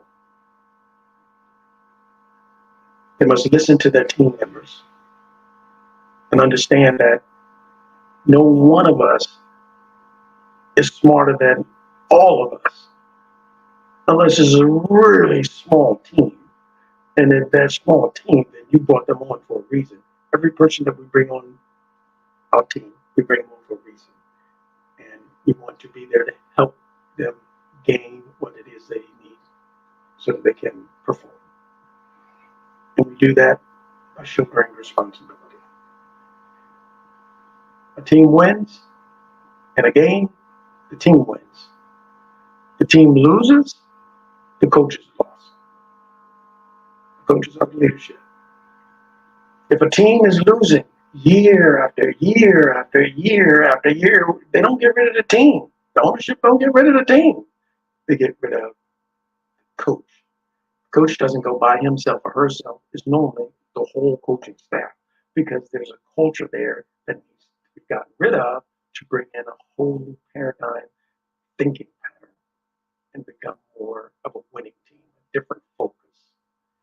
The team doesn't leave. You don't fire the team. You get rid of the leadership. Without teams sitting back, we can fire our mindset and keep the members. That's where CMB Communicators LLC and our executive coaching staff come in to help change mindsets as to where the team is, where they're trying to get to, in regards to your company, where they are on that scale of 1 to 5. Again, most companies, and I challenge you to look into it, take a little bit of time, just a little bit of time. And you'll see that most companies, level one leadership, I'm in position, that's it. We do have some leaders out there. Again, we're looking at that Preludes 80-20. Only 20% of leaders out there really engage sincerely with their followers. See it all the time. I worked at a company, had over 26,000 workers, and saw the same thing. Leadership was mainly concerned about getting what they needed to get done,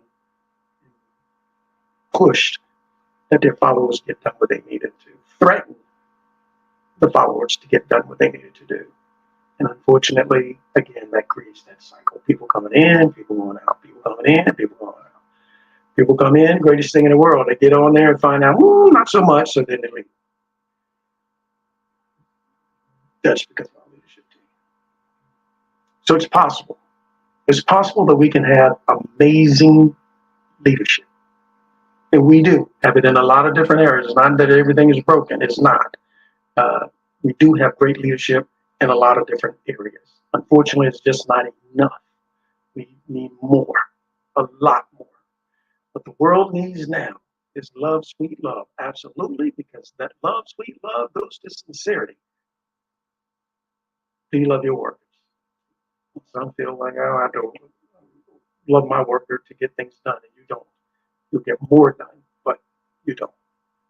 So it is possible that we can have amazing leadership within our organizations, within our companies, but it's going to be necessary that we as leaders give our followers the training they need, and we get the training we need for that amazing leadership to take place.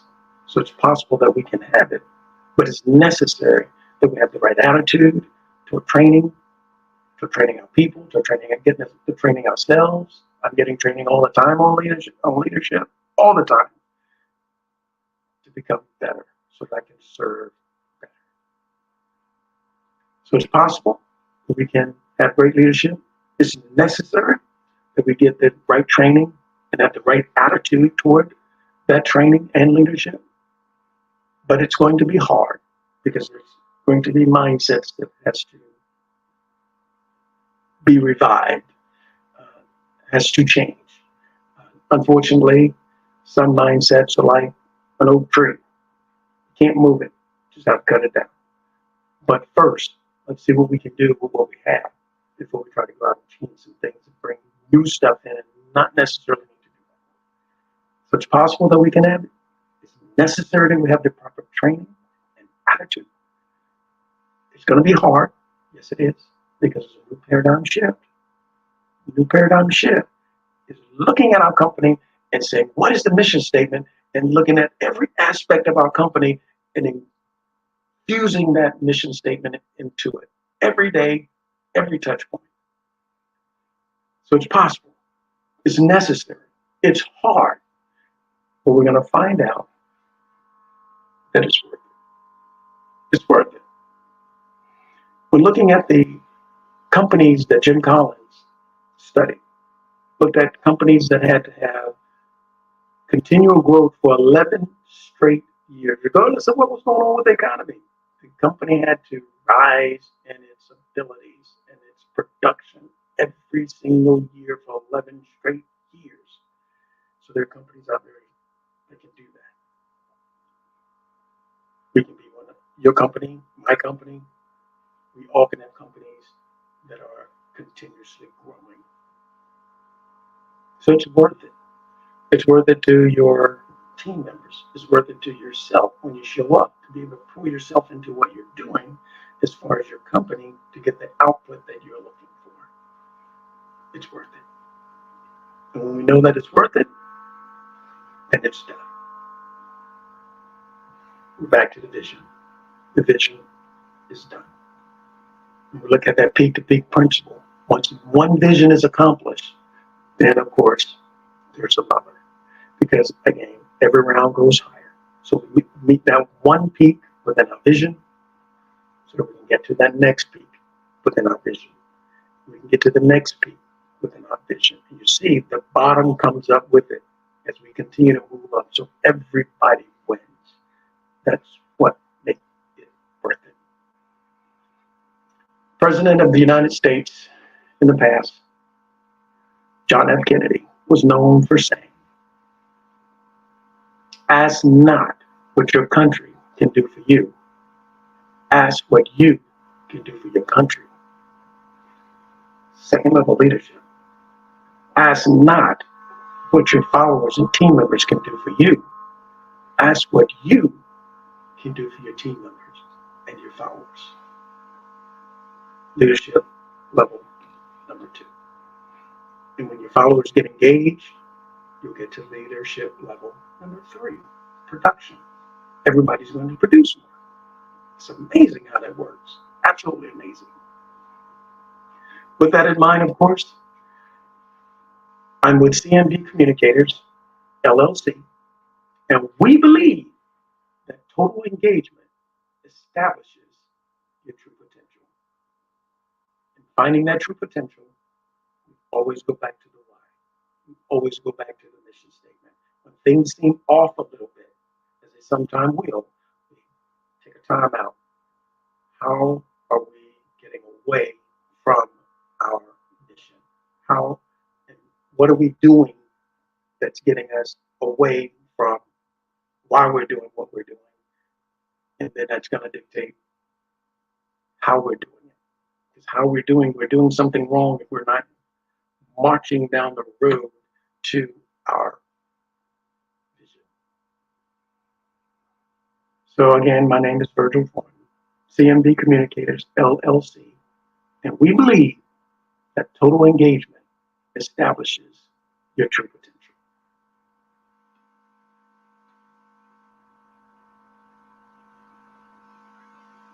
Okay, seems like I have more time. Very good. With that more time, I'd like. Okay, I don't. All right. How you doing, Doctor?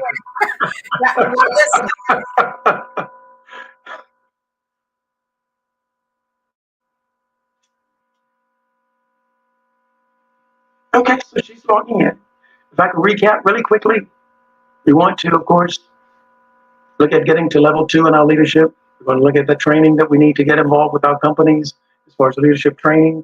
We also want to look into getting more of our team members engaged And that's where CMD communicators come in with our executive coaching team and also our leadership team and our speaking team, because communication is extremely important in our society today, of course.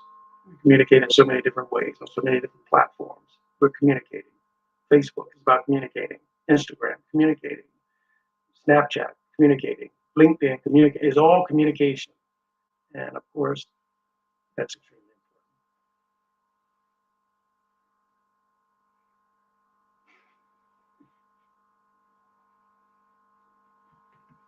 important. I think we may be having some technical difficulties.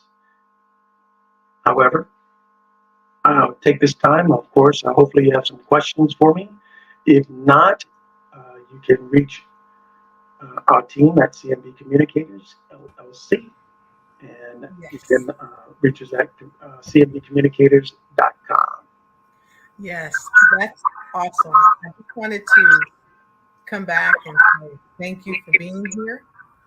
I was just blown away with a lot of the things that you were sharing. I took some notes. I always talk about note takers because it's really important. And you talked about Mr. Jim Collins a lot, and the assessments that he's done for various corporations are amazing. But what I really love that you said, and there were many things, but this really resonated with me. When our internal engagement, and I'll put it in my words, spills over into our external engagement, and it helps us to dynamically thrive when we embody effective leadership. I absolutely love that, because when we're doing what's right on the inside of our businesses, on the inside of our house, what the reflection is so powerful, because our clients, they really thrive because of that. Yes. That was really powerful. What inspired you to have that type of thinking? What inspired me to have that type of thinking? Yes. Outside of all the wonderful things you do.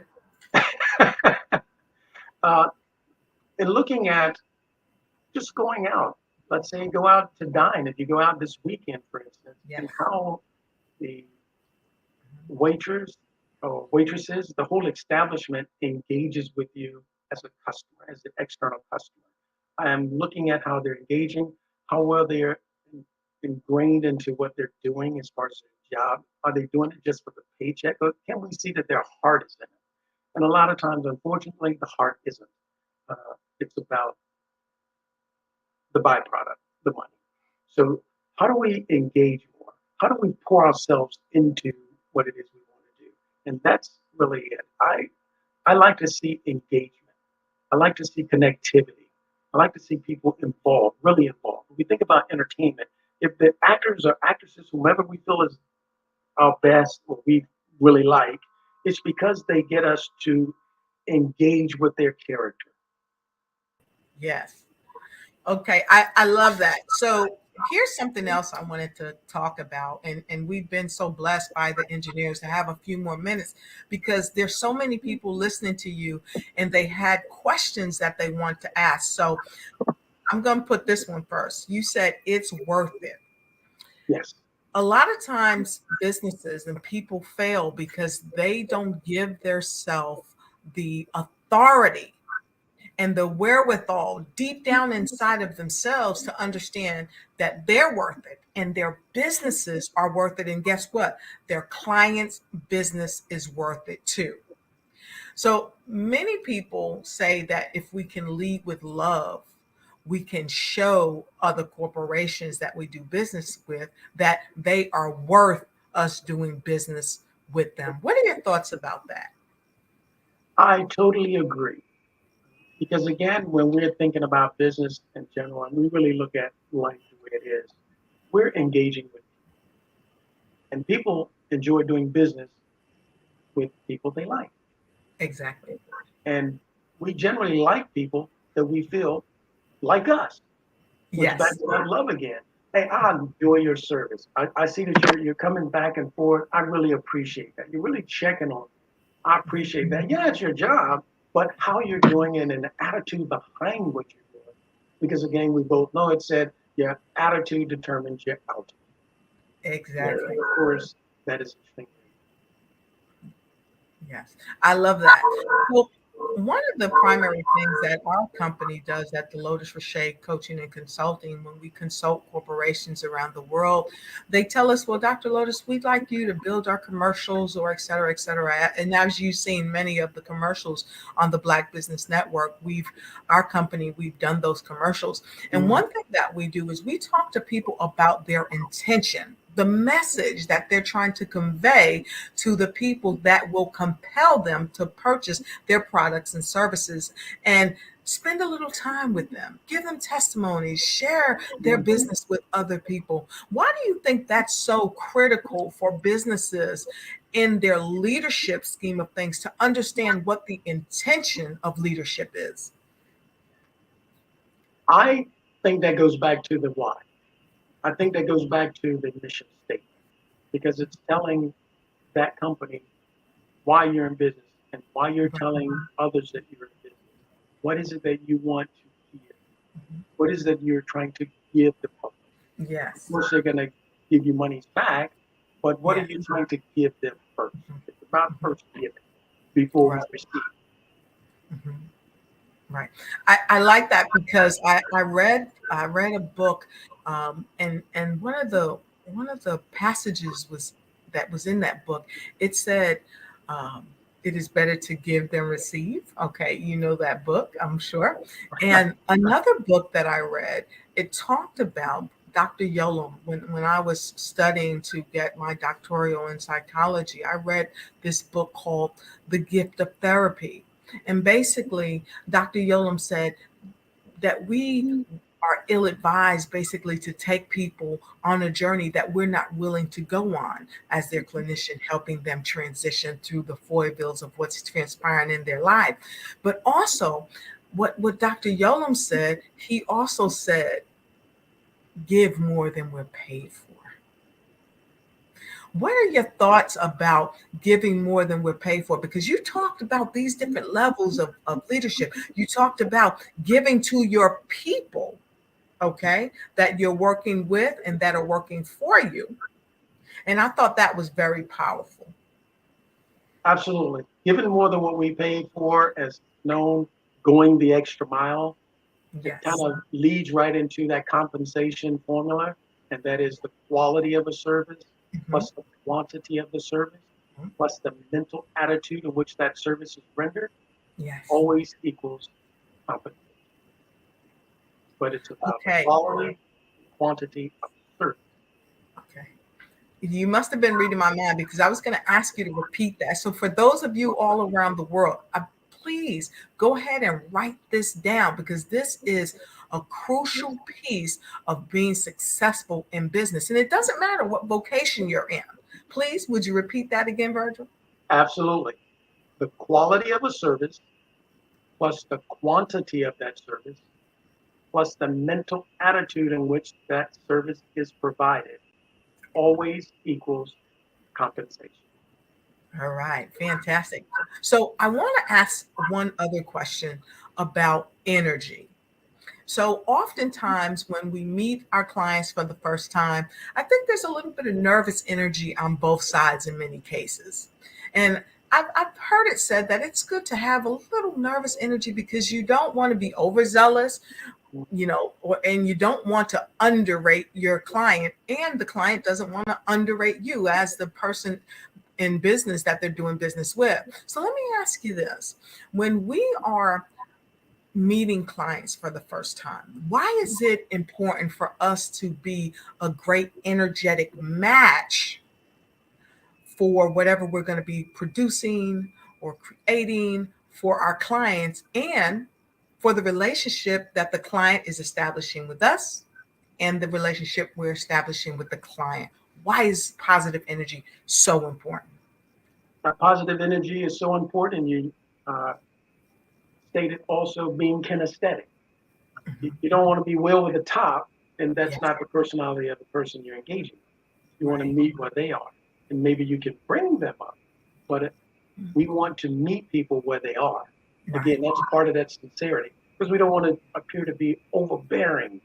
Yes. And sometimes I find myself, I have so much energy because I'm so excited.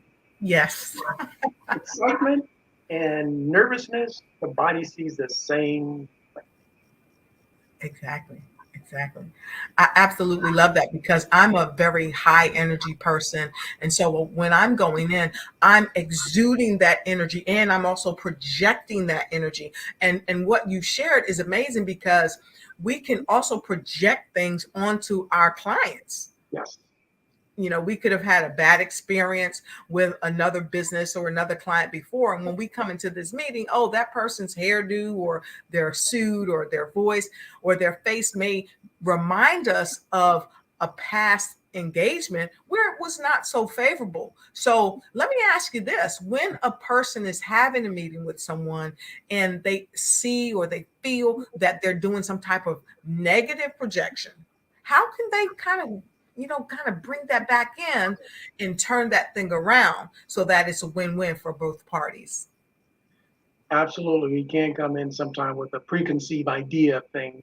And when I go in with a new client, I'm totally engaged with that person and whatever situation that I'm coming in to help them solve.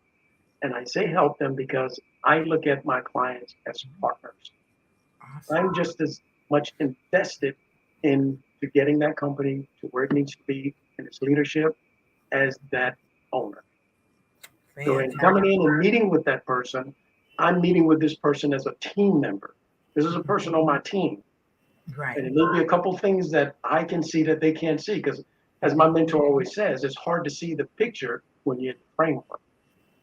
I'm stepping outside the framework and telling them what I see. Yes, fantastic. I absolutely love it. So, Virgil, you've been such an amazing guest and you've shared so much love and light and wisdom and positivity and great energy. And I just want to know, how can people connect with you?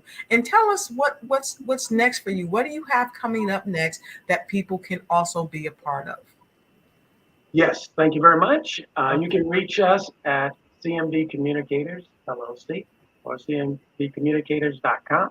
You can also call us at 757-986-0750. And the next thing we have coming up is totally awesome. We do have a lecture series, which we're actually engaged in February. And in that lecture series, we're targeting health, mental health, physical health, your financial health, and also planning. Because of course, if we're off without planning, it brings about stress. That stress is going to affect our mental health. Our mental health can affect our physical health. And of course, if our finances aren't in order, that's going to affect everything. Yes, I concur with that. That's absolutely amazing. So with no further ado, I want to invite you back. Would you please come back when we're doing this again? I can't wait to hear from you again. Thank you. I would definitely love to come back. And real quickly, the name of that is Ignite, Engage, Explore 2024. I love it. And let me ask you this before I let you go.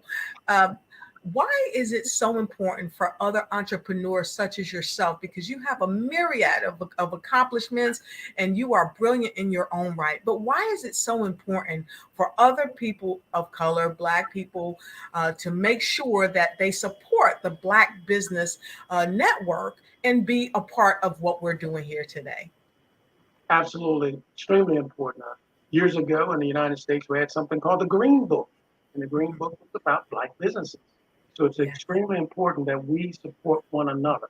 Because if we don't support one another, we can't really expect others to support us either. And the Black Business Network puts a showcase on to let the world know that there are Black businesses out here and we're doing great. And we're here to help one another. Not the crab in the barrel theory, but we're here to pull one up. Each one help one. I love that. It's absolutely amazing. So with no further ado, you have been amazing and you have shared your genius. And you know what? Genius is common. And I'll see you on the other side. Thank you so much. Absolutely.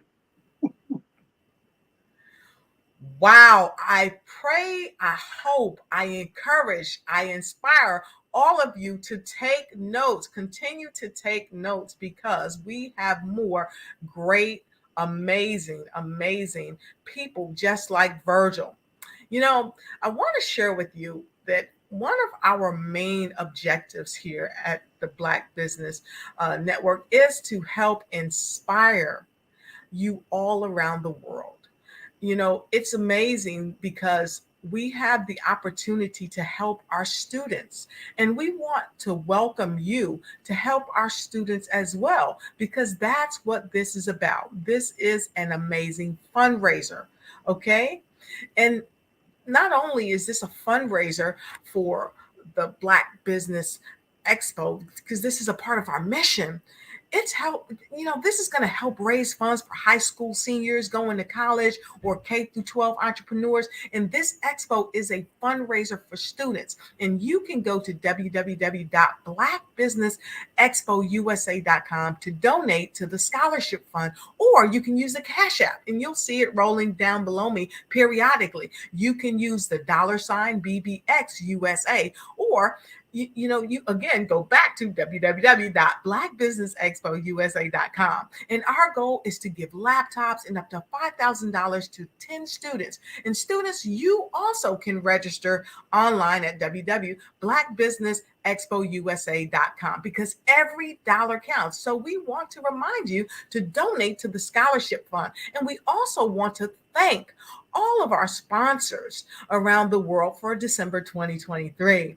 NC100, Moody Capital Partners, Suede Soul, The Hello LLC, Lotus Richey Coaching and Consulting LLC, the Lotus Richey Ignite Show, Carolina, Virginia Minority Supplier Development Council, Step Management, Barbara H. Smith LLC, 5-Star BDM Media, Margie McLean Foundation Incorporated, Geniuses Common, Earth Essentials, Milani Shani Global, Executive Women's Success Institute, The Quality Coaching Company, Superwoman Business Services, Creative Force Studios, Lee Entertainment, Artistic App Design, and of course, Black Business Expo USA. Geniuses Common, and I'll see you on the other side.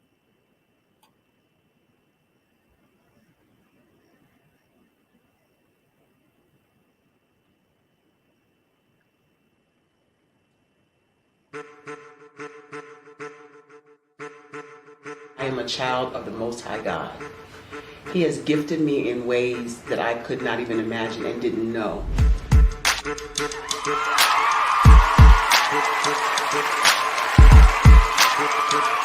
There was a time when I didn't know who I was. I listened to other people tell me who I should be, what I should do. I listened to people telling me that I should be a boutique owner, that I should be a construction manager, that I should be a laborer. Have you ever felt like you should do something else, be something else, go somewhere else, be wherever you wanted to be, and you felt like you were in a box? Anybody in the room? And you couldn't get out? Anybody in the room? And you kept trying to go and go and you couldn't get out? Anybody in the room? But let me tell you, you need to rock the box. Rock the box.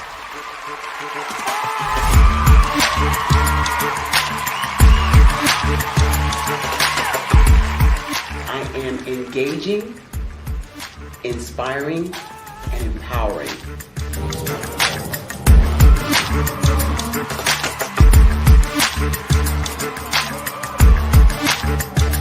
I would give you everything I know. Just by touching you, if I could, by osmosis, give you every single thing I've learned, I've gone through, I know I would. We know that's not possible, but as it is possible, I love to share information with people. Some of you out there, people have told you that you can't be, you can't have, you can't do. But I will tell you, like Kingston said, you can, you must, and you will. If it's to be, it's going to be me. You got to say it. If it's to be, it's going to be. If it's to be, it's going to be. If it's to be, it's going to be.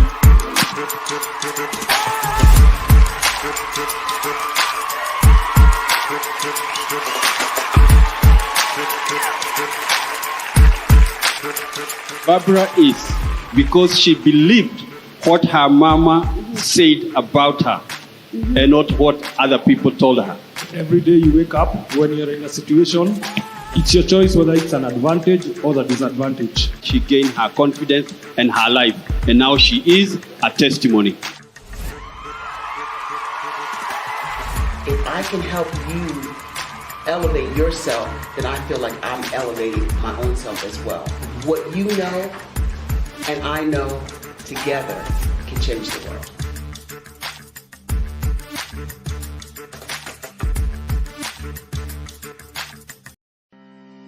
Are you aware that showing off your expertise can gain customers and position you as an expert in your industry?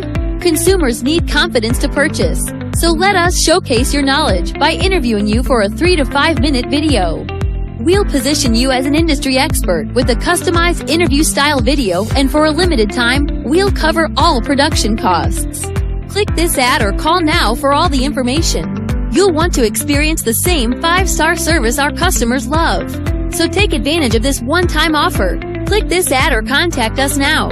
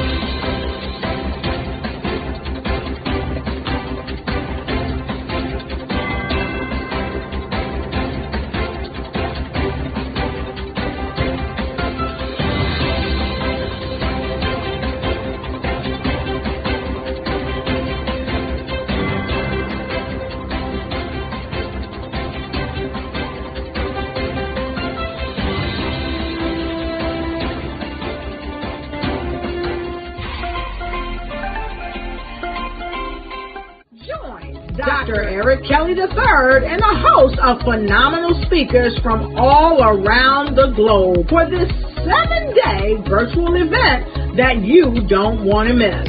The mission of the Black Business Expo is to raise scholarship money from kids all the way from high school all the way from college. The Black Business Olympics is one of the largest Black business showcases in the world. It is an opportunity for businesses and companies to showcase their businesses globally. We are going to be giving away laptops up to $5,000 away to students.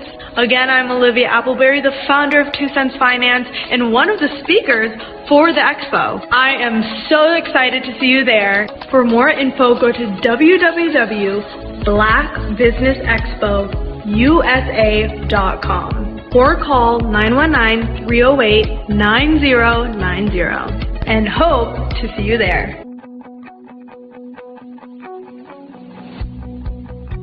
I am Black business. From the moment I wake until the time I sleep. Yes, I am Black business. I am Black business. Tell me, are you Black business? I am Black business. Do you support Black businesses? Listen, I support Black business because I am Black business.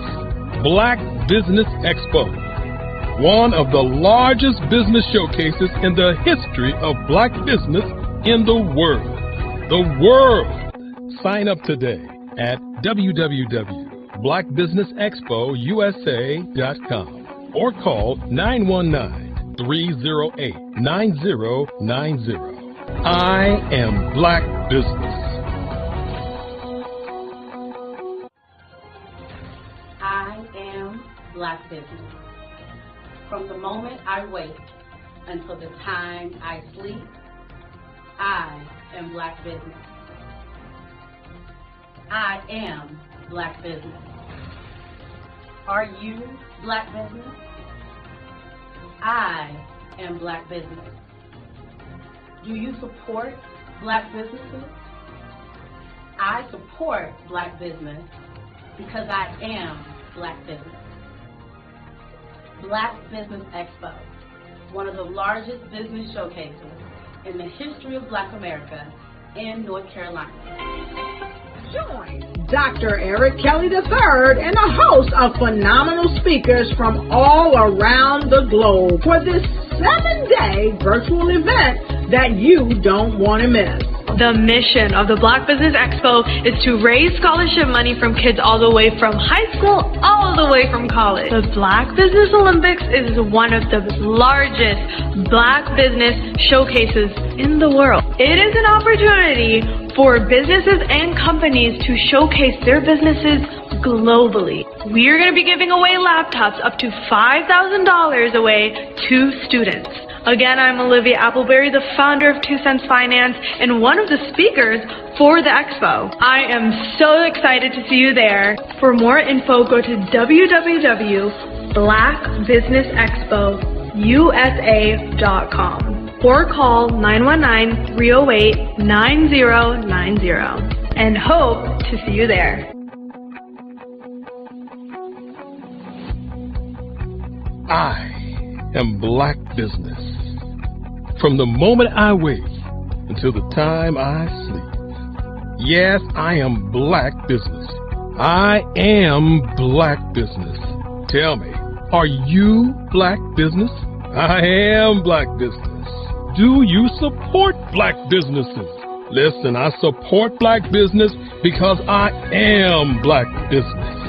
Black Business Expo, one of the largest business showcases in the history of Black business in the world.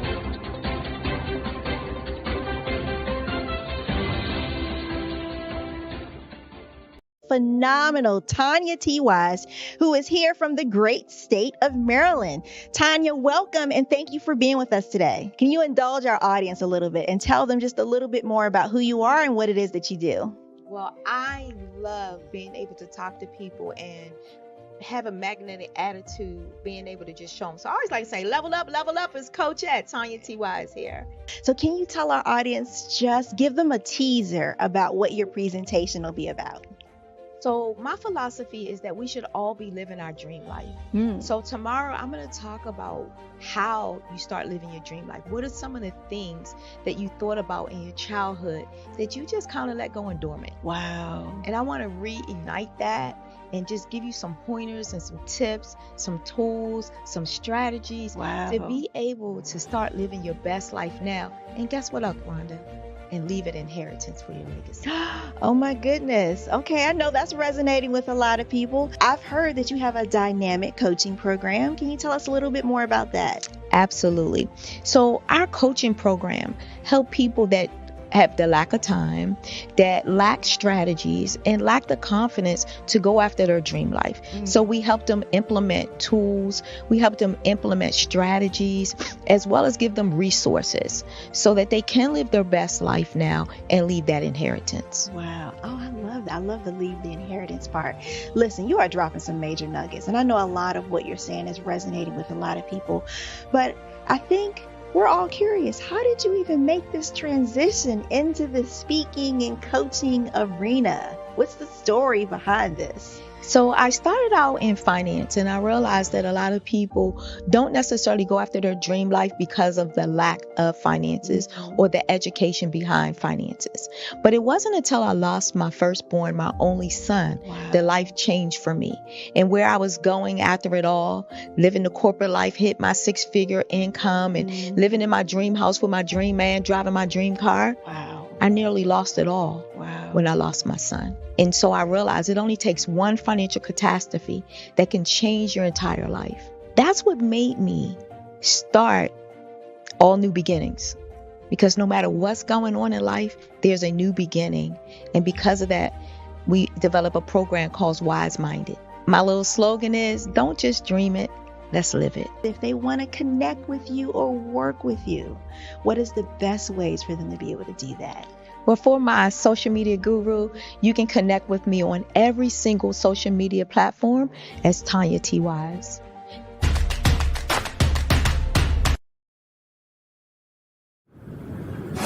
5-Star BDM, Brand Development Masters, is a professional consulting and advisory group keenly focused on business development services for the small to mid-sized business and entrepreneurs. Although every business is unique, they often share business development challenges that can be addressed through smart branding. Services include process improvement and operations, digital strategy and transformation, business intelligence, digital marketing, and personal branding. Our business and personal branding company has helped a number of professionals and organizations to optimize and grow. This results in more business, more opportunities, better reach, positive outcomes. Visit www.5starbdm.com today to learn more.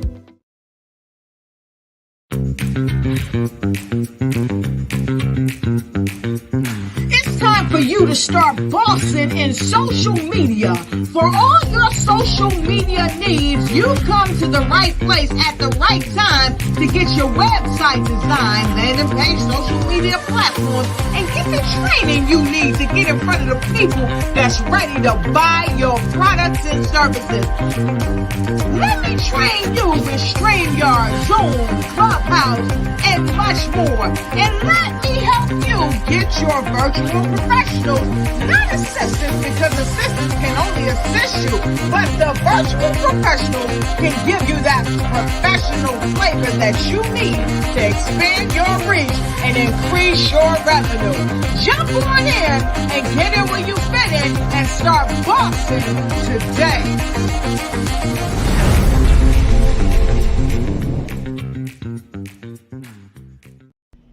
Why do I do what I do? You know, my life coach asked me that a few years ago.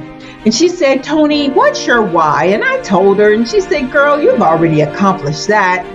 Perhaps you need a new why. Hi, Tony Harris, Amy Hoydu with Say It Said Marketing, one of your students.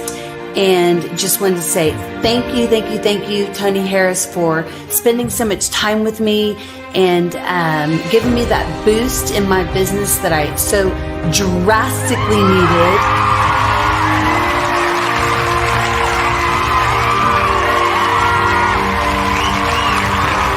My why is to touch, move, and inspire my clients to take drastic steps to be better than they were before they met me. I'm a resource. I'm a connector. I want to help.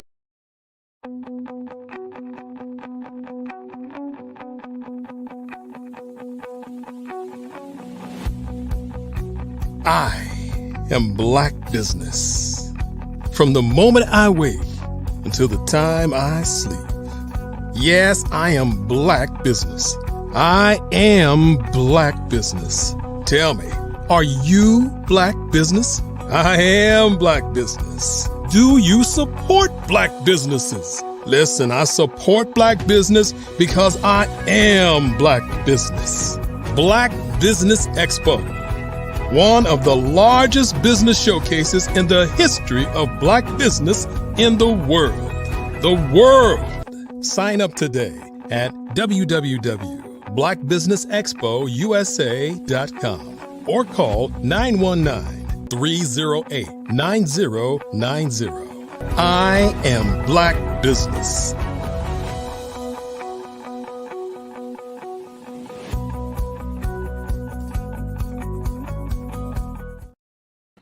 Good morning, business owners, entrepreneurs, thought leaders, and corporations. Welcome to the Black Business Network. My name is Dr. Lotus Rashay, and I am the CEO of the Lotus Rashay Coaching and Consulting LLC and the show host of the Lotus Rashay Ignite Show. And I welcome you today, and I'm going to be your moderator for this morning on the Black Business Network. The Black Business Network is a 24-hour business network showcasing Black businesses, business owners, entrepreneurs, and thought leaders worldwide. We have speakers from North Carolina, London, Singapore, Africa, Japan, and cities all over the United States. The Black Business Network is a global community sharing its business knowledge to empower, inspire, and educate businesses about, you guessed it, business. And our keynote speaker that's coming up next is here to inspire you and keep the fire going. And we're going to have a little fireside chat. Let me tell you a bit about her. Her name is none other than Pat Murray. And Pat Murray has lived in Durham for about 14 years, and she publishes the Durham Skywriter, an online community media outlet, as a positive news source. And she does that for the community. And she focuses primarily on sharing positive stories about the city. Murray realizes to reach her audience that online is the way to go. Murray moved from Bull City to care for her aunt quite some time ago, who was suffering with Alzheimer's. And after her aunt's passing, Murray pleasantly was amazed to realize that Durham has been her home for so many years. Murray says, as a publisher and an interviewer, she's still evolving every day. And the Durham Skywriter will probably evolve until I stop, is what she said. Murray also said, which hopefully will not be until she dies or something, but she says she don't plan to ever sell it. No way. This is her baby. So if you've read the Durham Skywriter, watch TV Skywriter, listen to the radio Skywriter, or listen to DJ Pitty Pat on WNCU, then you've come into contact with, yes, you guessed it, the incredible, amazing Pat Murray. So therefore, I present to you, please welcome Pat Murray. Thank you. Hello, hello. Incredible, amazing. Oh my goodness. That's right. That's right. How are you? I'm doing fine. How about you? I'm doing so wonderful. It's so great to have you here today. And I get the opportunity to talk a bit about business, to kind of delve into your business and how you are helping people all around the world, what you do. So Pat, and I apologize. The sun just came out, and so now it's reflecting on my face. So sorry about that. But you look absolutely amazingly wonderful. You look great. You look great. So I want to get right into it. So tell us, what is the name of your business and how did you get that name? Well, I'm actually running, I'm going to say 2 businesses for now, although I do have 3. So the Durham Skywriter came about because I'm actually from Chicago, and I had a newspaper called the Southside Scoop. Yes. So I pretty much replicated that paper here in Durham. I realized that I wanted to do community news. Right. And I decided to call the Durham Skywriter because, what is it on the license plate? First in flight. So it's always been on my mind, airplanes, I just associate that with North Carolina. So Durham Skywriter. So I've actually been here for 21 years now. Wow. Yeah. And then I also do the DJ Pitty Pat on the side. And Pitty Pat, that name came about because my dad used to call me Pitty Pat, short for Patricia. And so also you weren't trying to play the card game, Pitty Pat. I didn't know it was a card game until I moved down here. Yes. And people were like, "Oh, do you do the card game?" And I'm like, "What's that?" And then I also do Pitty Pat crafts. I make toys and games. Right. That's on hiatus. I put it on hiatus because of COVID. Because we weren't seeing people face to face anyway. Yeah. So hopefully I'll be bringing that back next year. Now that COVID is over with, even though we really know it's not. But. Right. We're still overcoming it, if you will. So let me ask you this: you have 3 businesses. Mm-hmm. So are all 3 of these businesses related, or do you operate them separately? They're kind of related, even though some people just know me as a DJ. Some people just know me as doing news. I used to be on WNCU. Everything's online now. So some people, like yesterday, I was going into Dollar Tree. This lady said, "I know you." And I just happened to have on my Durham Skywriter T-shirt. And, and she said, "Oh, Facebook. I seen you on Facebook." So yeah, so they're kind of related. So for example, and I give this advice to people, if you do more than one thing, try to see if there's more than, one avenue to do them both at the same time. So for example, maybe because I do community news, I know what's happening sometimes a month in advance because I'm working a month in advance. Right. So I might see that someone's having an event. So I might give them a little call and say, oh, do you have a DJ? They might say, oh, we don't have it in our budget. And I might volunteer to do it just for fun. And then so if they like what I do, they'll say, oh, we've got to bring you back next year, which of course means, for pay. So, yeah. And sometimes when I'm DJing, I might have a couple of toys out and have the kids playing with the toys. And then I'm telling people, you can also buy toys from Petey Pat Crafts. So I try to tell people to try to find some kind of way to introduce your other business while you're doing your primary business. I absolutely agree with that, because we hear from a lot of leaders all around the world, and they inspire us to at least have 7 streams of income and to be able to move between them in such a way where we are always compelling people to buy our products and services. So I absolutely love that you have found a way to run these businesses and really relate them to each other respectively. So let me tell people to be real clever. Like I have a 2-sided round card that I made up. So sometimes they'll say, oh, do you take pictures, or can I send you information for the Drum Sky Rider? I'll say, sure. And I'll hand them this card, and they turn it over and they're like, oh, you're a DJ? I'm like, oh, yes, I am. So yeah, that's another suggestion I have, to have double-sided cards.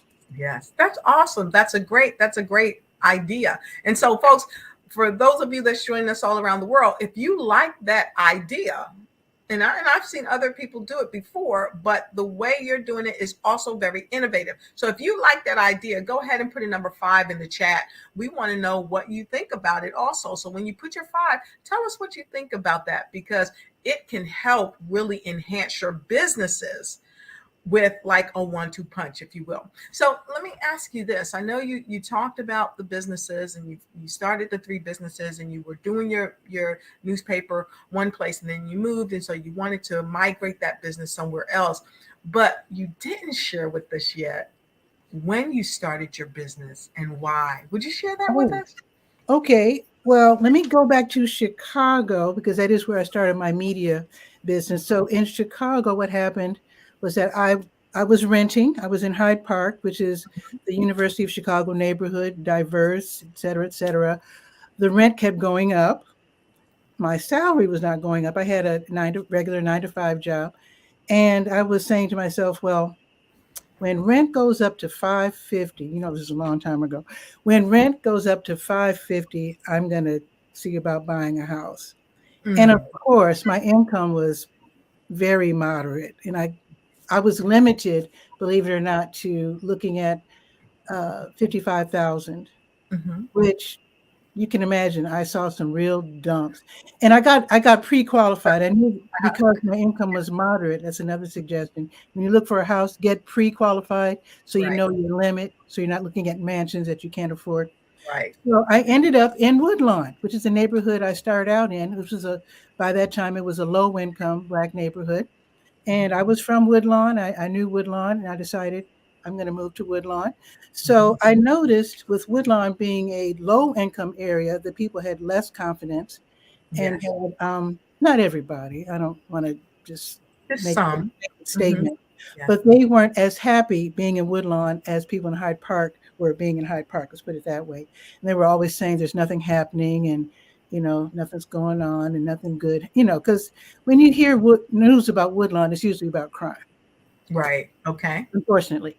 So because I knew Woodlawn, but I wanted to know it better, of course. So I studied Woodlawn and met people for 1.5 years, and then put out a community newspaper. And it took off like crazy, because Chicago, I need to point out, Chicago is so huge that there are dozens of newspapers. Like Chatham, the neighborhood I grew up in, has 2 newspapers. And Chatham is a small neighborhood, but it's middle class and a lot of different types of entrepreneurs. And so anyway, So Woodlawn hadn't had a paper in like 30 years. So my newspaper grew real fast. Awesome. And then I eventually it expanded, but we can talk about that later. So when I moved to Durham, I decided I want to do a paper just like the Southside Scoop. Right. And so in 2002, now I moved here in 2001. So in 2002, I started the Durham Skywriter, and it was in print back then. And then I eventually put everything online. So I started in print. I was on WNCU doing Radio Skywriter. And like I said, I moved everything online. So Durham Skywriter is now durhamskywriter.com. Fantastic. That's awesome. That's awesome. Thank you for sharing that. So it looks like here, it says that you believe in starting small as a business and taking your time to evolve and grow. So why do you say this? And do you have any examples? Let's see. I do. Let's see. So I see people, especially young people, they have these grand ideas, and I'm here for it. I mean, I love it. Yes. But here's the thing. Sometimes it's not a good idea to take out loans right away. Exactly. Do things as you can handle them. For example, back home in Chicago, now again, it's probably different here in Durham, but Chicago's so big that the architects, when they want to build or improve, they have to have their blueprints okayed by the city. So you go to City Hall. Sadly, in Chicago, it's so huge that the lines are like so long that the architects end up missing a lot of work and wasting a lot of time. I shouldn't say wasting, spending a lot of time simply in line waiting to get their blueprints approved. So these young people, young Black folks, I love these kids. They were wonderful. They came up with the brilliant idea of setting up office across from City Hall, so the architects could go to their office. They were actually, I think a couple of them were architects themselves, so they understood blueprints. The idea was brilliant. They rented a beautiful space. They went over their heads. They outfitted it beautifully. They had receptionists, and they started out real grand. And unfortunately, they didn't get business quickly enough to stay in business. Even though it was a brilliant idea, it didn't work.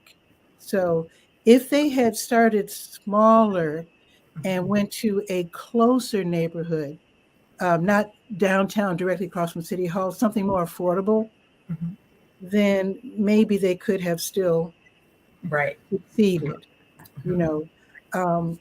This didn't quite work, but it was brilliant. Another idea, like there are some people here in Durham, and they know the city so well that they don't have to advertise or anything. So if they wanted to grow, they could, but they choose not to.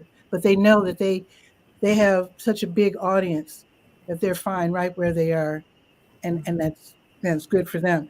Now, in my case, in Chicago, my newspaper was called the Woodlawn Scoop.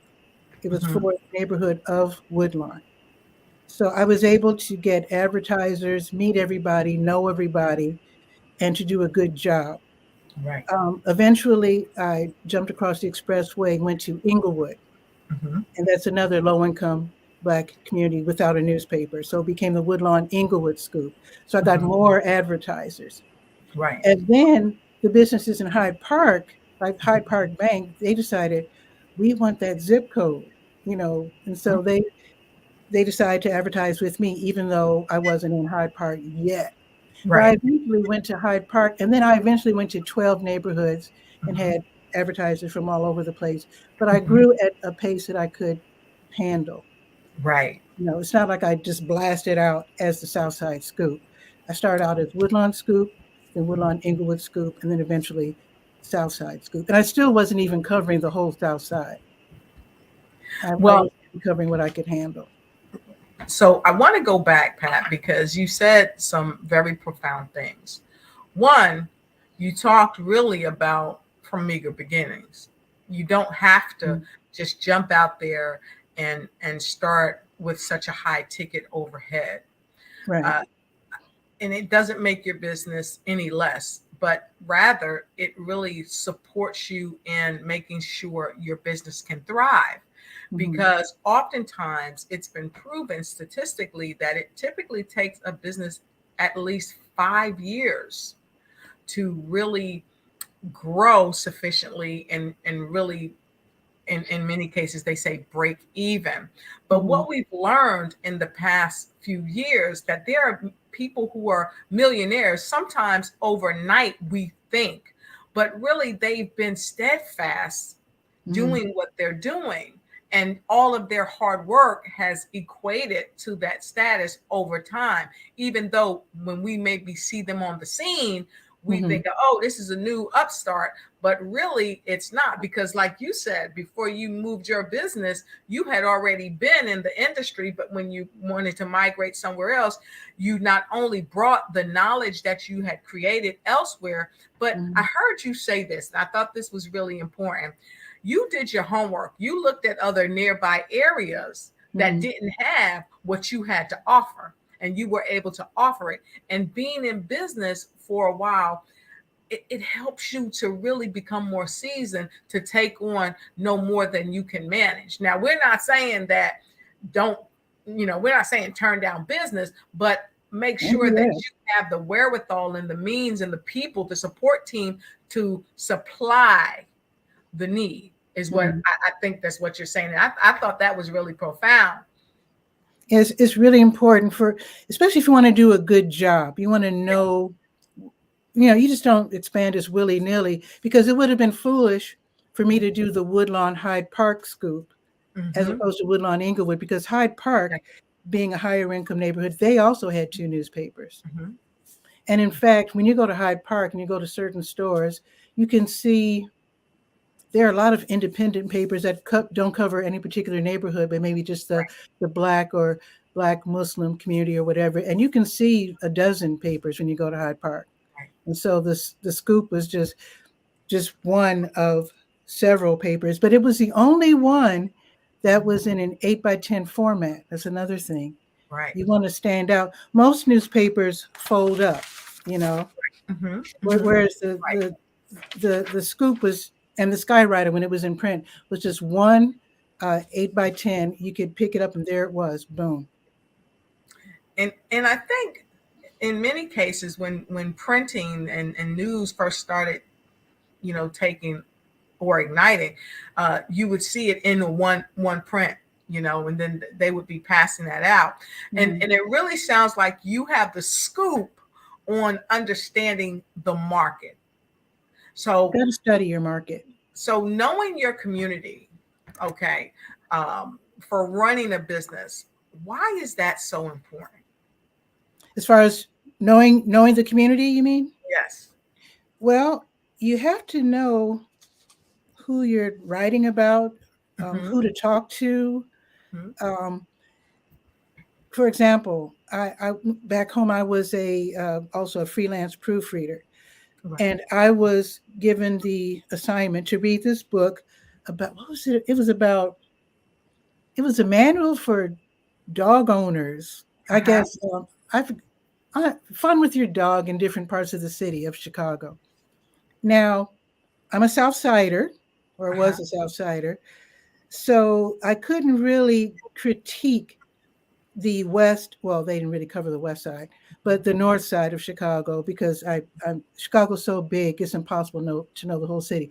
But I had a lot of critiques about what they were saying about the South Side. It was obvious that they had not set foot, or they were using antiquated information, because it was all wrong. And these were not to be racist or anything, but sometimes white folks would prefer not to go to Black areas. They just assume they're all ghetto and dangerous and all that sort of thing. So they're either scared to go or they don't want to bother, and they make assumptions. And you can tell if you're a South Sider and some person who's not doesn't even have to be a white person, is writing about the South Side, Right. And that discredits the whole thing. So whether you're a writer or not, you have to, if you're dealing with on the community level, it's good to get in there and know your community. And like, for example, when I was in Chicago, my paper was the only one that was in the projects. I would go to the projects and deliver my papers as Wow, well. that's awesome. And it's not that big a deal. I mean, I want them to have the information too, because to me, the biggest difference between poor folks and middle class folks is lack of opportunity and information. The people are the same pretty much.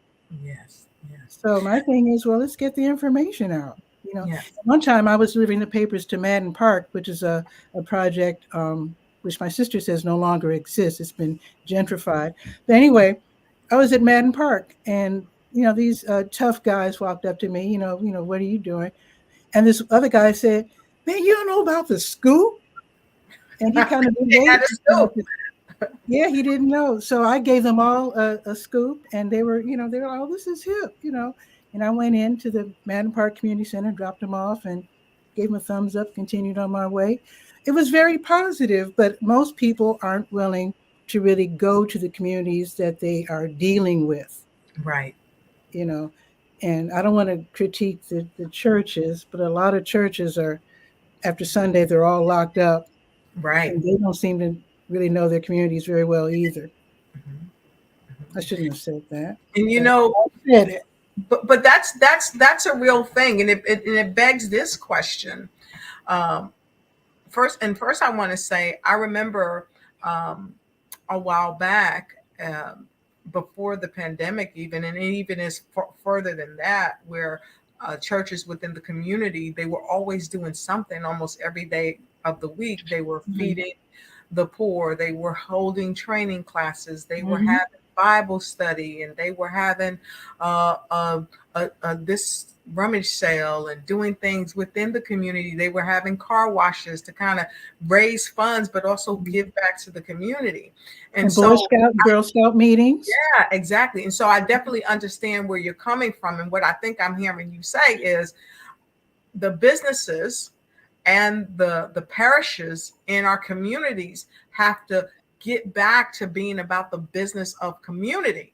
Right. So You serve the community. in the community can know each other, know what's happening in the community, and know how the community can further thrive and build wealth within that community. And it really starts with us in our own homes and where we worship and where we do business within the community. So I thought what you shared, I thought that was very important, and it is a key component to helping communities thrive. Because And don't forget to give. Exactly. Don't be afraid to give. I DJ'd for Oldham Tower. Well, it's not called Oldham Towers anymore. 519 Main Street's Christmas party a couple days ago, and I just did it. I just wanted to do it. I wanted to, because it's sad, when you're low income, you're in a senior housing, you're away from your kids and grandkids, and I just wanted to cheer them up, So you do things like that. I also see businesses help out with Little League. Right. And, be a coach. Right. That might not have anything to do with your business whatsoever. But if they know that Coach Jim also runs Jim's catering service, guess who's going to call Jim when their church or business needs to cater a lunch?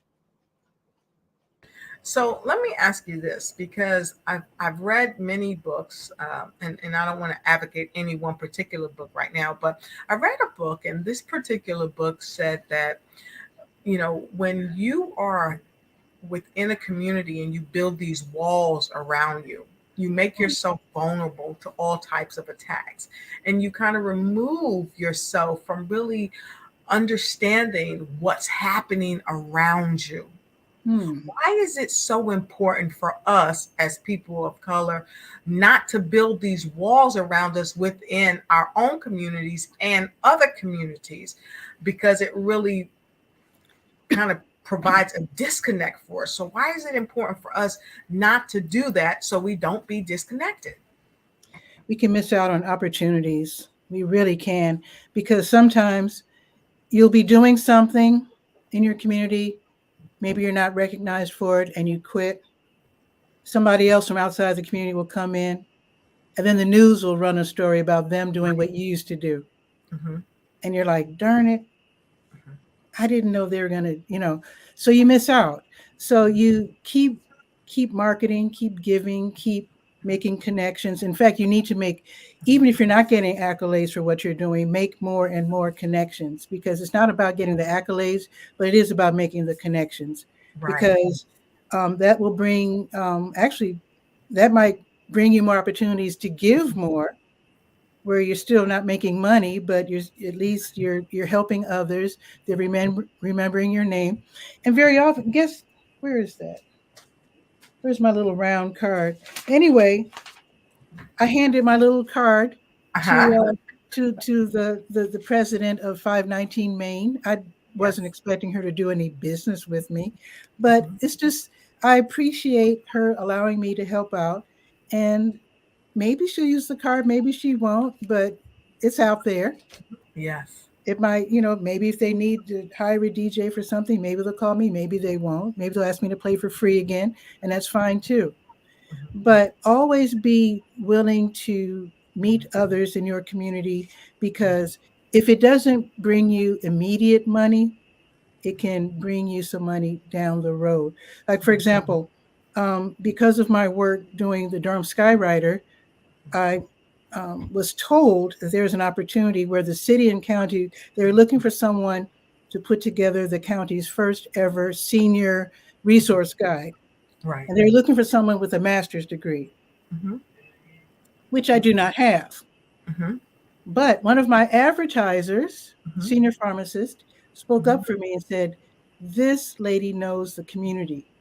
Right. She needs to be the one to do the resource guide, because she, so they I don't know if they grudgingly gave me the opportunity, but they gave me the opportunity to do it.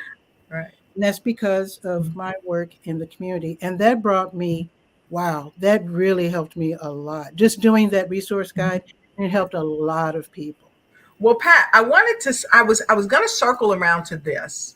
And it's amazing because you just hit the nail on the head. I was going to say another thing that we do by staying in the community, by understanding how the community works, by being involved, is that we begin to tell our own truths, and we can, talk about the greatness that other business owners within the communities are doing, which will help to circulate more dollars in our communities. Because let's face it, our dollars leave our communities at an alarming rate.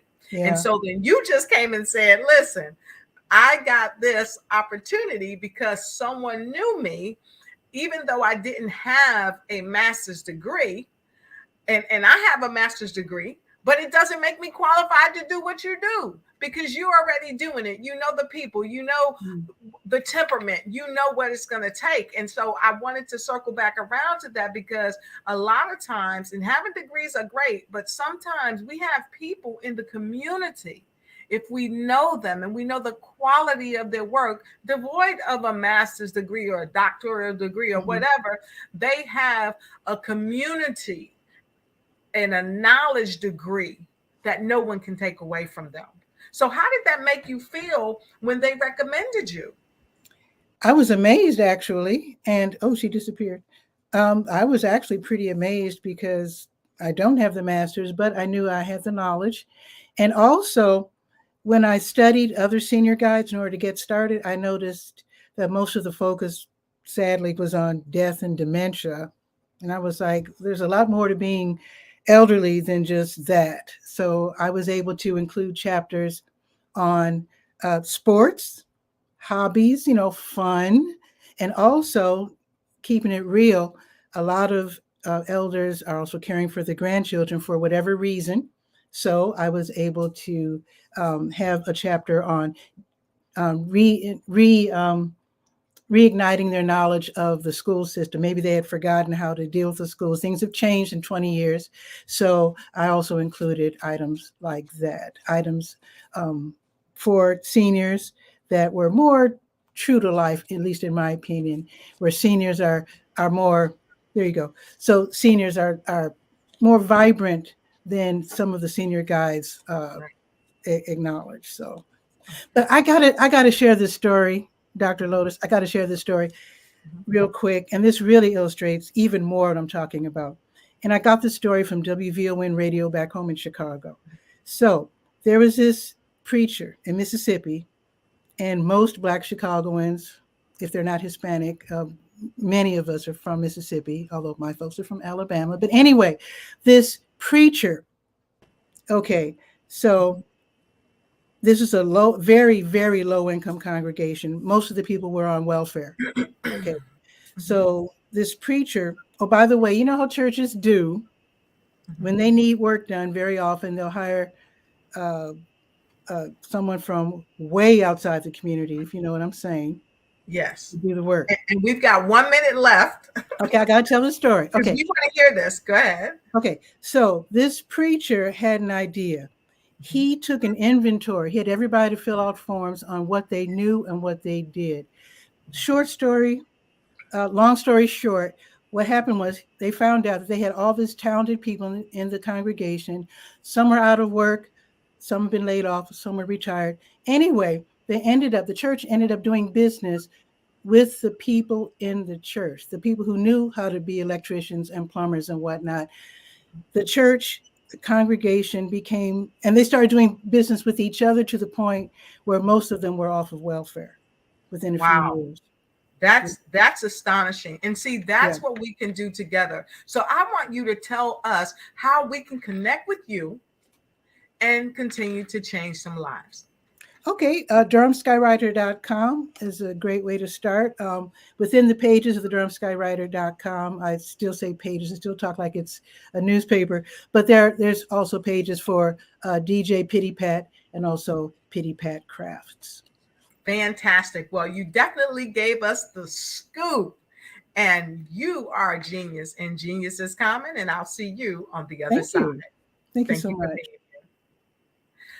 Wow, that was amazing. I hope you took notes. The Black Business Expo, this is what we do because this is our mission. Our mission is to raise funds for high school seniors going to college or K-12 entrepreneurs. This expo is emphatically a fundraiser for students. And you can go right over to www.blackbusinessexpousa.com to donate to the sponsorship and scholarship fund, or use the Cash App that you'll see scrolling down below me periodically. You can use the $ BBXUSA. Our goal is to give laptops and up to $5,000 to 10 students. And students, guess what? You are not going to be left out. You can go online and register too at www.blackbusinessexpousa.com because every dollar counts. And so we want to remind you to donate to the scholarship fund. We also want to thank Black Business Expo USA sponsors for December 2023.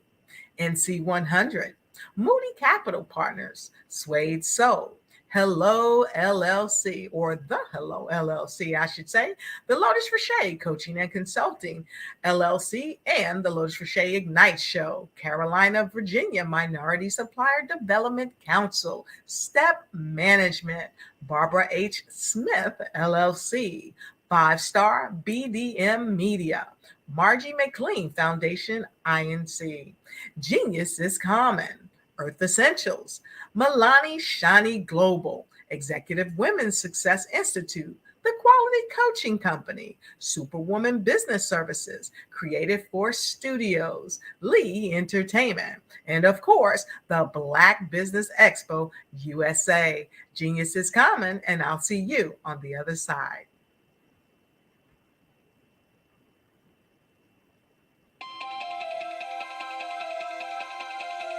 If you live without income for the next year, 2 years, 3 years, maybe even 5 years, you might be thinking, well, that's a silly question. Well, is it?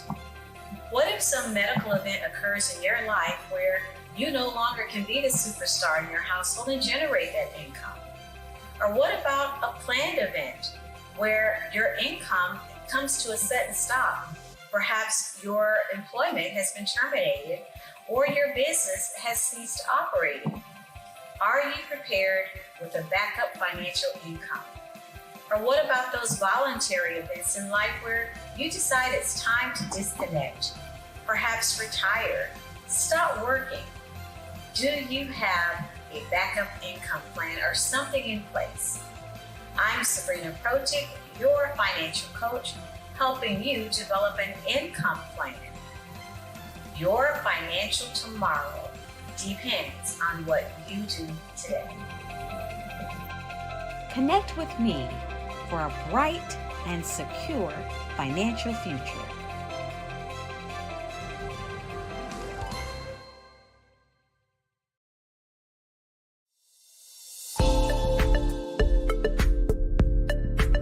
Ignite your life and seize the new year by effectively planning it with your 2024 Ignite and Take Flight Planner.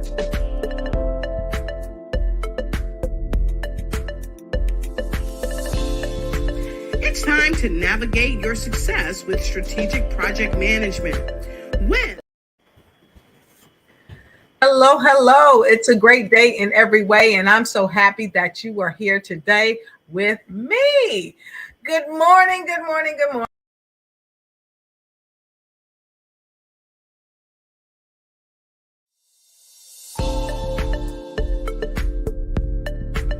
Ignite your life and seize the new year by effectively planning it with your 2024 Ignite and Take Flight Planner.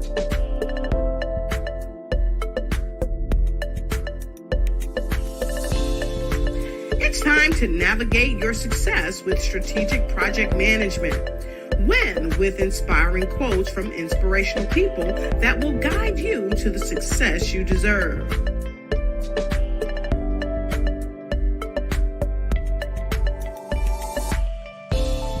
And don't forget to track your dollars, habits, empowering notes, and connect with dynamic brands.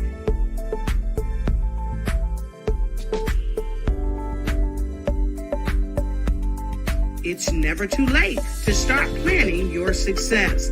Get your copy now.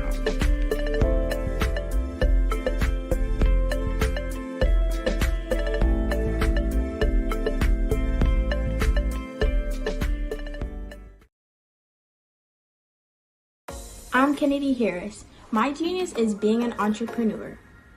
I'm the CEO of K-Lock, a company where I develop my very own line of kids supplements.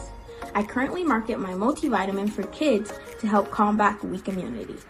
During the pandemic, research has shown that having a strong immune system is key to fighting off disease.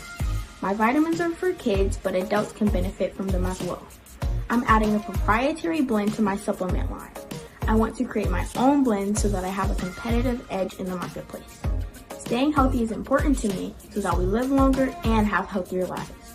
My website is klockproducts.com. That is K-L-O-C-K. Genius is common. Hello, this is Israel, and I am CEO of Daydreams Interactive and author of Princess Planet. So, genius is common, and as a kid, I loved to daydream. Even as an adult, I love to daydream. And when my daughter became 6 and loved princess characters, but we just could not find the diversity that showed her, we created our own characters.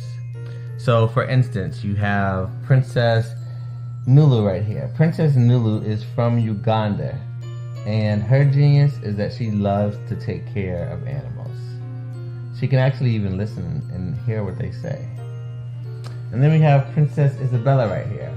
Princess Isabella, she's from Cuba, and her genius is biochemistry.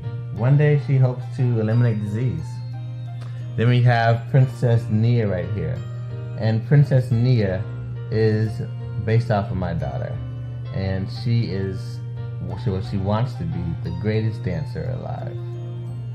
So that's her genius. So what's your genius? My genius is my imagination. Genius is common.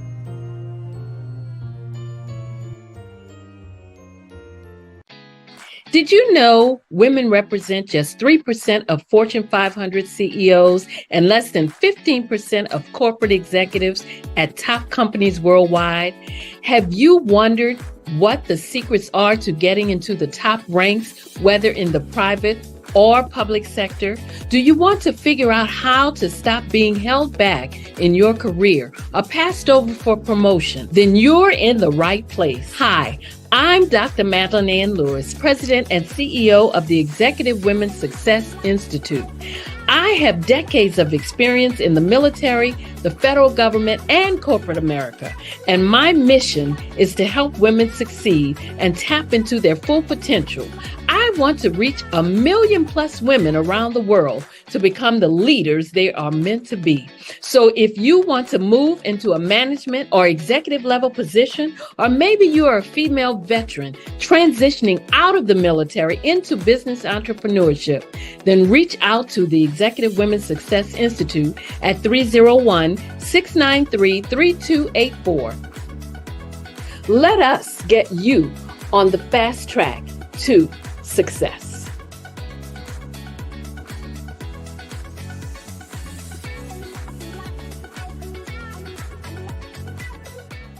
I'm Ramon Ray, founder of Smart Hustle Magazine and smallbiztechnology.com.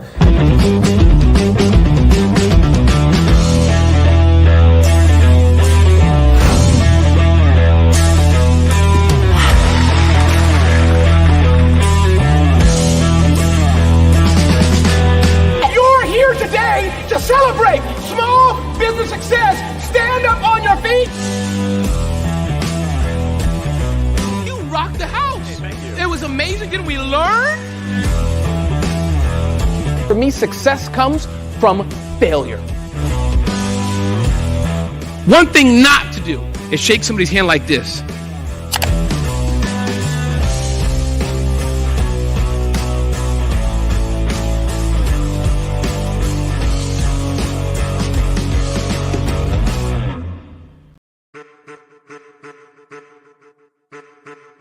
I am a child of the Most High God. He has gifted me in ways that I could not even imagine and didn't know.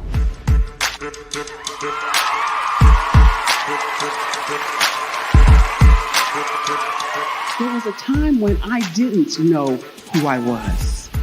I listened to other people tell me who I should be, what I should do. I listened to people telling me that I should be a boutique owner, that I should be a construction manager, that I should be a laborer. Have you ever felt like you should do something else, be something else, go somewhere else, be wherever you wanted to be, and you felt like you were in a box? Anybody in the room? And you couldn't get out? Anybody in the room? And you kept trying to go and you couldn't get out? Anybody in the room? But let me tell you, you need to rock the box. Rock the box.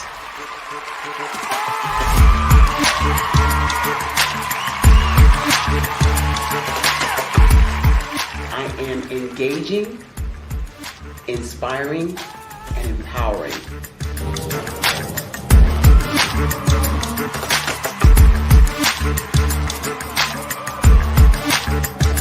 I would give you everything I know. Just by touching you, if I could, by osmosis, give you every single thing I've learned, I've gone through, I know I would. We know that's not possible, but as it is possible, I love to share information with people. Some of you out there, people have told you that you can't be, you can't have, you can't do. But I will tell you, like Kinston said, you can, you must, and you will. If it's to be, it's going to be me. You got to say it. If it's to be, it's going to be. If it's to be, it's going to be. If it's to be, it's going to be.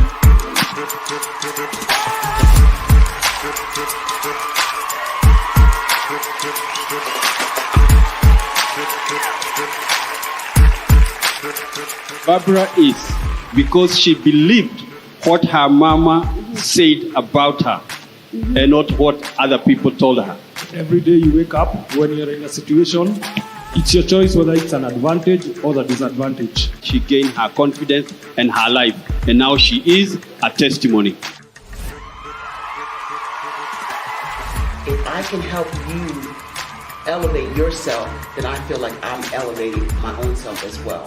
What you know and I know together can change the world.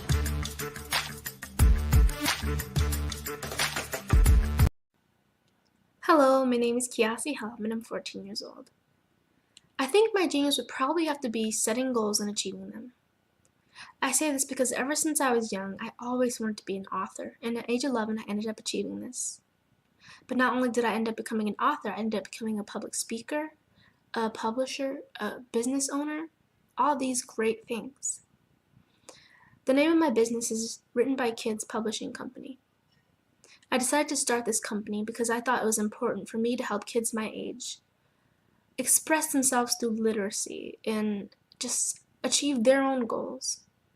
Because to me, achieving goals is the best thing in the world to feel. It's you just achieving things and aspirations that you set for yourself. And I know that everybody is capable of this because even if you don't end up achieving the goal, you still tried your best, and that's the most important thing. And everybody is capable of this because genius is common. Thank you.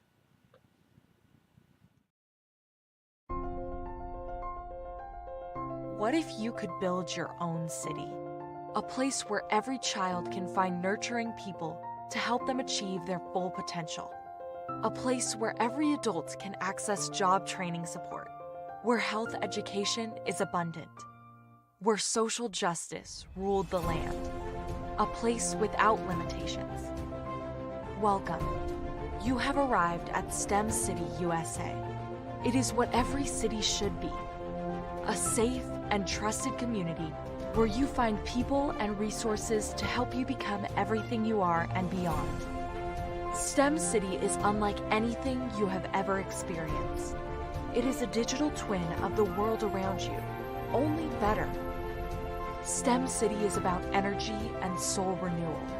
It is more than a digital world. You can almost feel the power of live cultural events, music, and theater.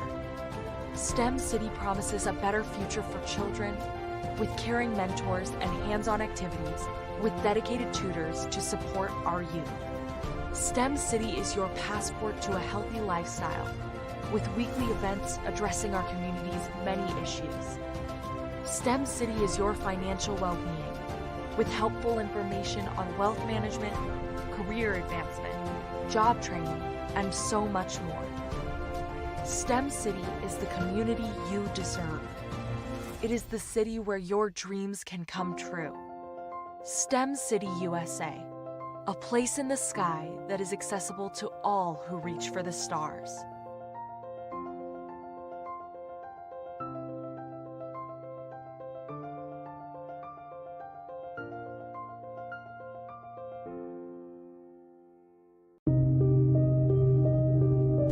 The Black Business Expo is changing my life. This year, they are giving away laptops and even $5,000 in cash to students just like me.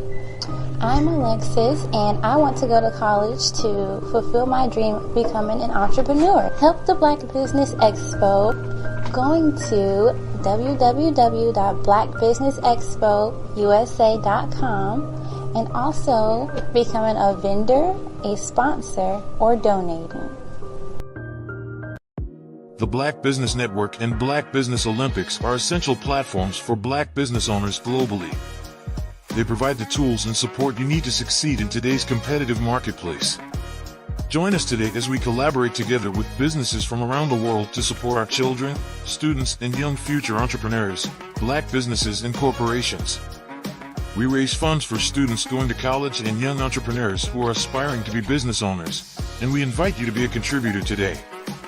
Visit the website www.blackbusinessexpousa.com to connect with and learn more about how the Black Business Network and Black Business Olympics can help you not only share your amazing business story to businesses, but also serve future generations.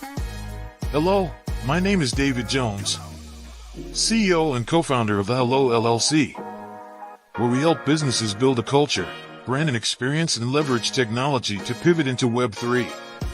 Join the Black Business Network streaming live into Roku, Metaverse, STEM City, Black Multiverse Enterprises, Hulu, YouTube, iHeartRadio, Apple, Facebook, LinkedIn, Spotify, Twitch, and Google Podcasts. Tune in, turn on, and let's thrive.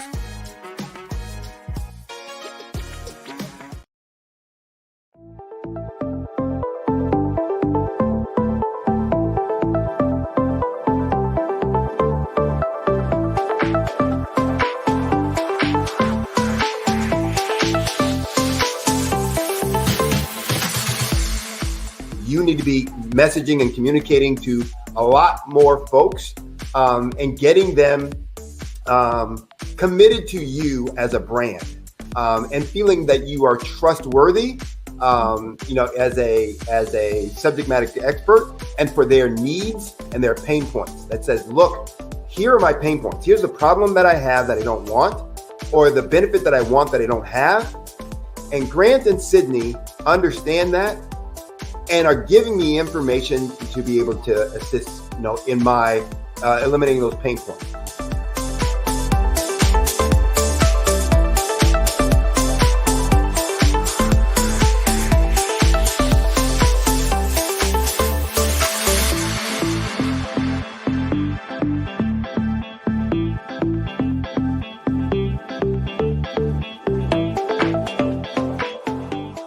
You're going to get a lot out of this workshop. We're going to show you ways that you can begin to look at this particular problem, that you can apply different formulas, techniques, and skills. They're going to get you to that next level. And then you'll understand the value that we're bringing.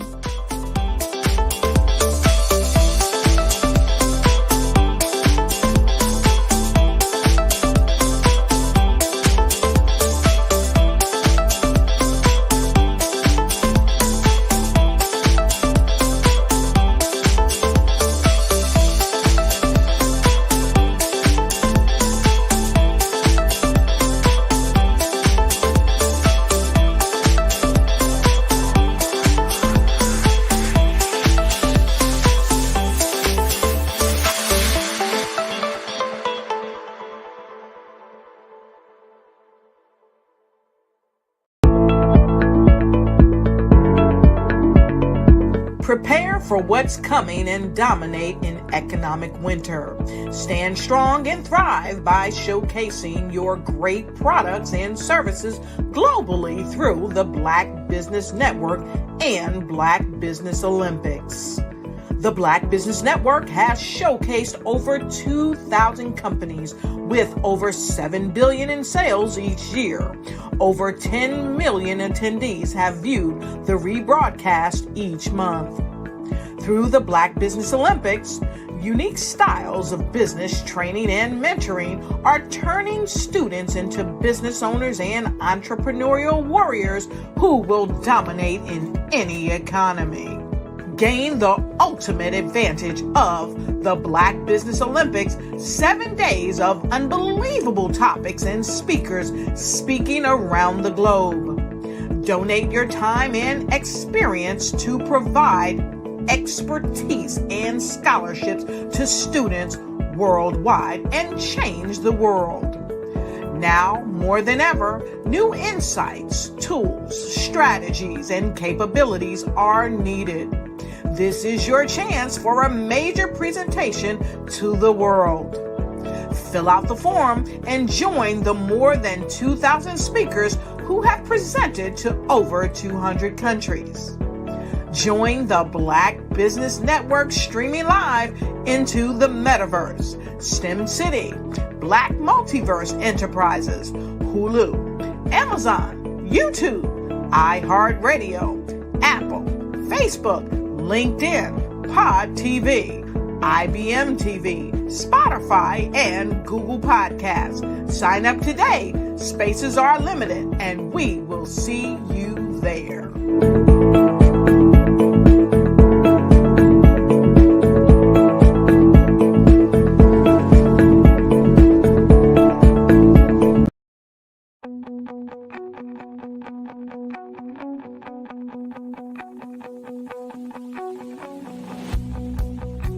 I am Black Business. From the moment I wake until the time I sleep.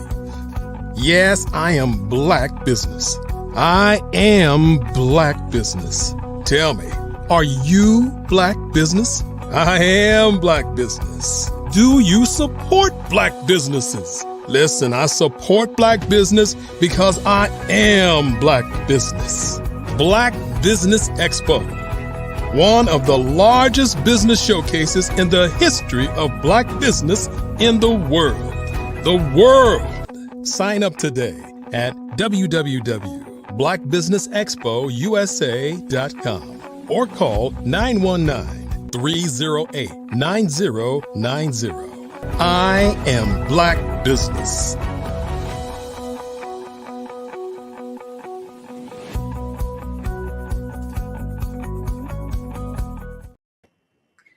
Wow, I am Black Business, and I hope you are as well. Good morning, business owners, entrepreneurs, thought leaders, and corporations.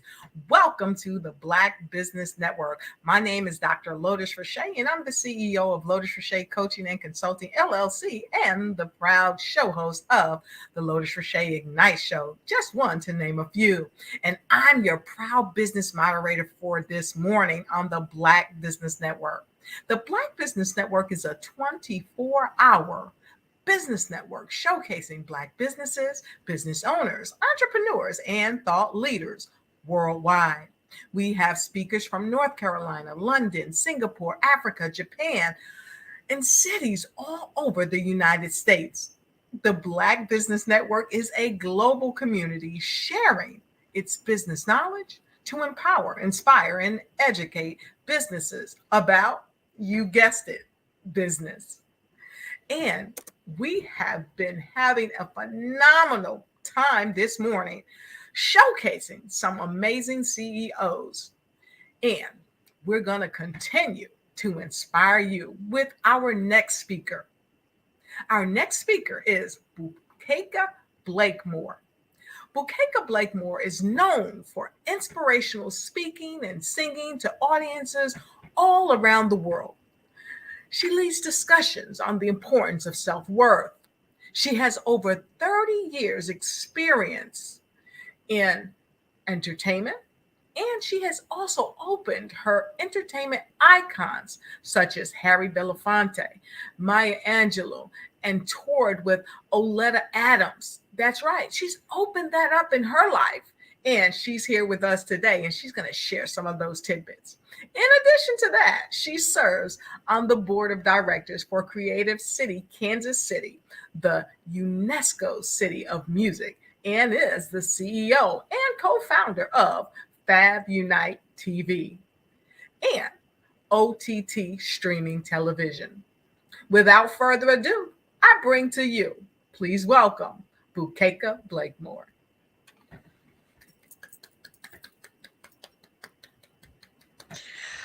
Well, thank you so much, Dr. Lotus Richey. You are an amazing presenter, and I am so thankful to be sitting here with you today on Black Business Network. And thank you so much for that amazing introduction. Thank you so much. We're so happy to have you here today. It's always a delight to see your smiling face in the place. And you know what? We understand that you are genius, and we know that genius is common. And I'll see you on the other side. Thank you, dear. Thank you so much. Well, it is my absolute pleasure to be here on Black Business Network because I am Black business, and this is an opportunity for me to share with you some wonderful information that I am delighted to speak about today. As Dr. Lotus Richey was mentioning, that I am the CEO of Fave Unite and Fave Unite TV. And we are a community for global culture. And so it brings me great joy to tell you so much about Fave Unite and Fave Unite TV and why we are a community for global culture. You see, our mission is to showcase experiences that uplift and celebrates culture reflecting the African diaspora, people of color, and indigenous peoples across the globe, through the world and the lens of arts and entertainment. I want to tell you a little bit about me and why this is such an amazing experience. You see, I was born in the early 60s. And so at that time, especially in the Detroit area, there was music all around me. My mother was a coloratura soprano that was born in the state of Kansas. And my father, born in the state of Kansas as well, was a percussionist. And so music in the Black community was ingrained in me from the very, very beginning. And so I grew up looking at amazing people that were traveling the world and performing music that was changing the world. And I really was excited to know that that was something that I wanted to be a part of. And so I did. I started my career as a singer-songwriter of inspirational music. My sound ranges from classical to neo soul to jazz. And what I found the opportunity to do is to enfold the music that I write into motivational speeches and presentations. And so that allowed me to travel the world to create presentations that generations could all appreciate. You see, I have a real passion for people, for helping people, and to help them recognize their work and their worth, and to live immensely beautiful lives. That's been my passion. And through that, and doing so through music, and doing so through the music industry, I found that there were many people that really needed to hear that information. They really needed to know their worth. In fact, myself, being a young artist and trying to make it in the entertainment industry, I found my worth challenged many times because you see, young women in the music industry, and particularly Black women in the music industry, were often objectized. There was a sexual objective that went along with it. And I didn't want to have a career like that. I didn't want to have a career that relied upon my sexuality. I wanted to have a career in music that relied upon me being an inspiration, that could tell great stories, that could bring people together. And that was tough. But as you heard in the introduction, I've been able to do some amazing things. And so I did. I traveled the world. I went to South Africa and was able to work with students there and young adults that were in challenging situations and give them the opportunity to hear music that could touch their soul.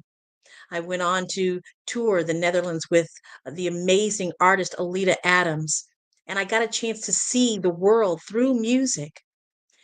Later, as I began to travel with UNESCO Creative Cities, I went to Mexico and worked with students there who were wanting to understand the connection between the African diaspora, music, and those things that began to emerge out of the Latin community.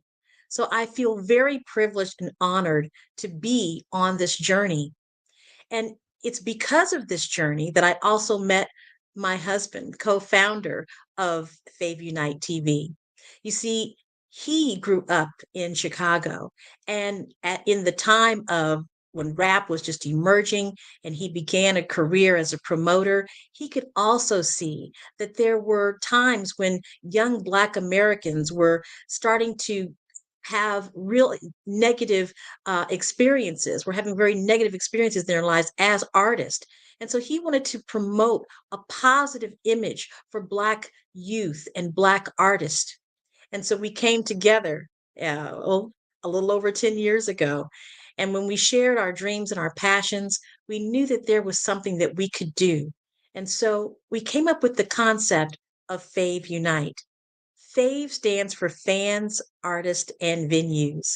You see, we recognized that the stories, music, and artistry from African diaspora, people of color, indigenous people have truly been ignored and certainly marginalized. So we saw the opportunity to give voice and platform to unheard and underrepresented cultural contributions. We started out Fave Unite as a social media network.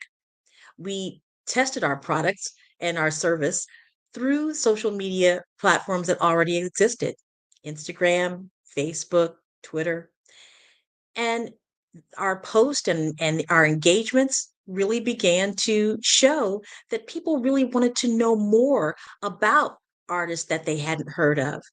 And those artists that they had heard of, but really didn't have a chance to see them in the light of the African diaspora, of people of color, to see how special their work truly is in the arts and entertainment industry.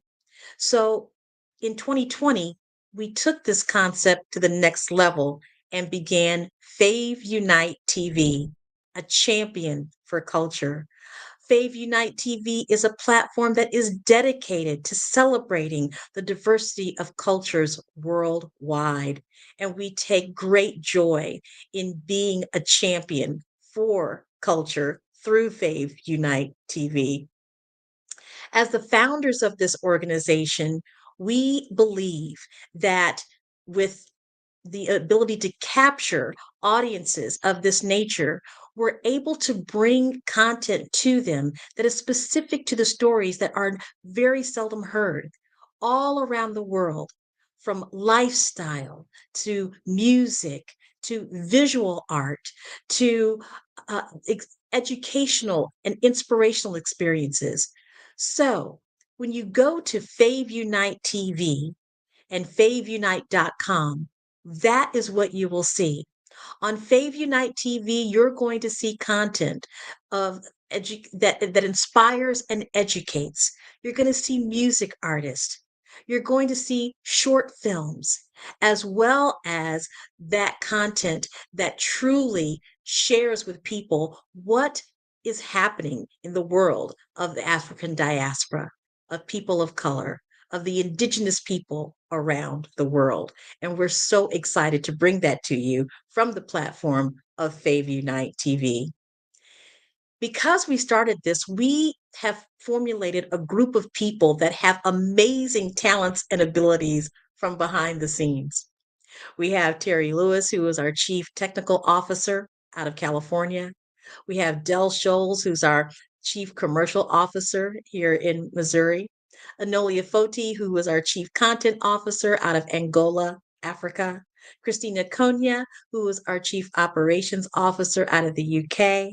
And Tiffany Rosado, who is in charge of our social media and executive administration work.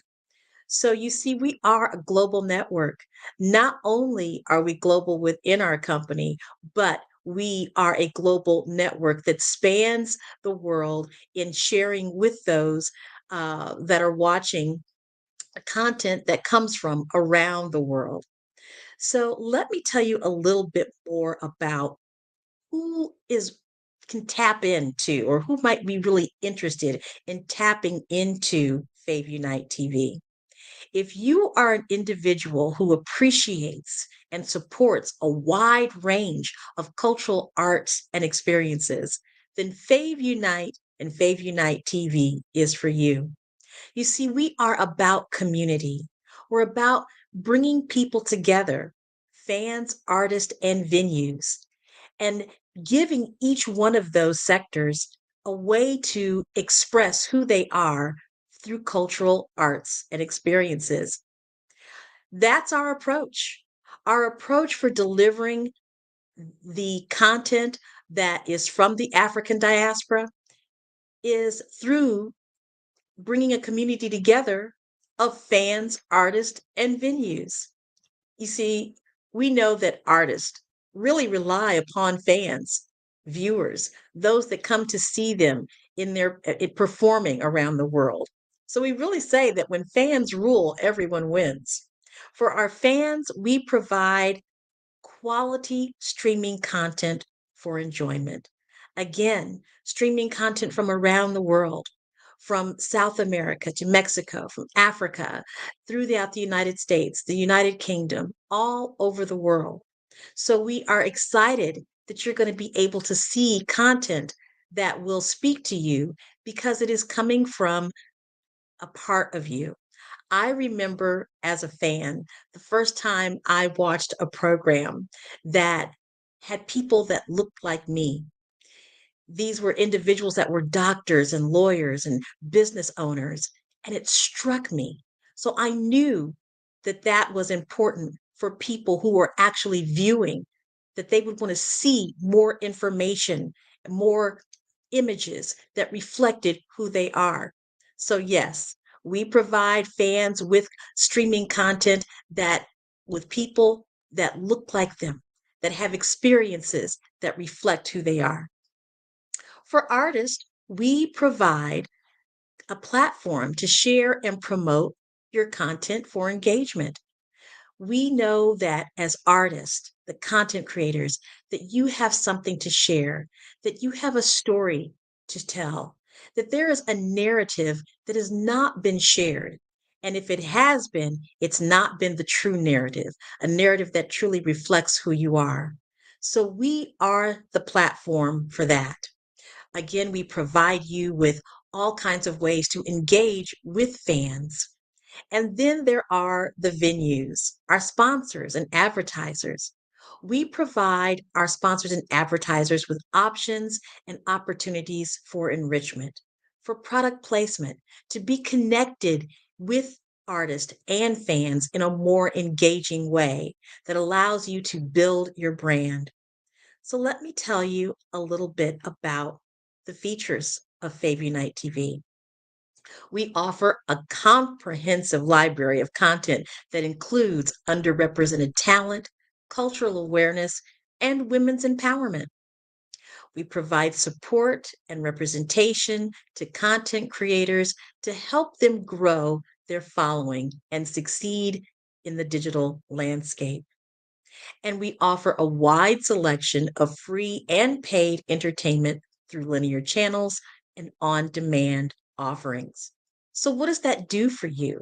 What does that do for you as an artist, as a fan, or a venue? Well, there's multiple opportunities for audience engagement on all of our on all of our social media platforms. There are multiple opportunities for revenue generation, merchandising, product placement, and other revenue sharing opportunities.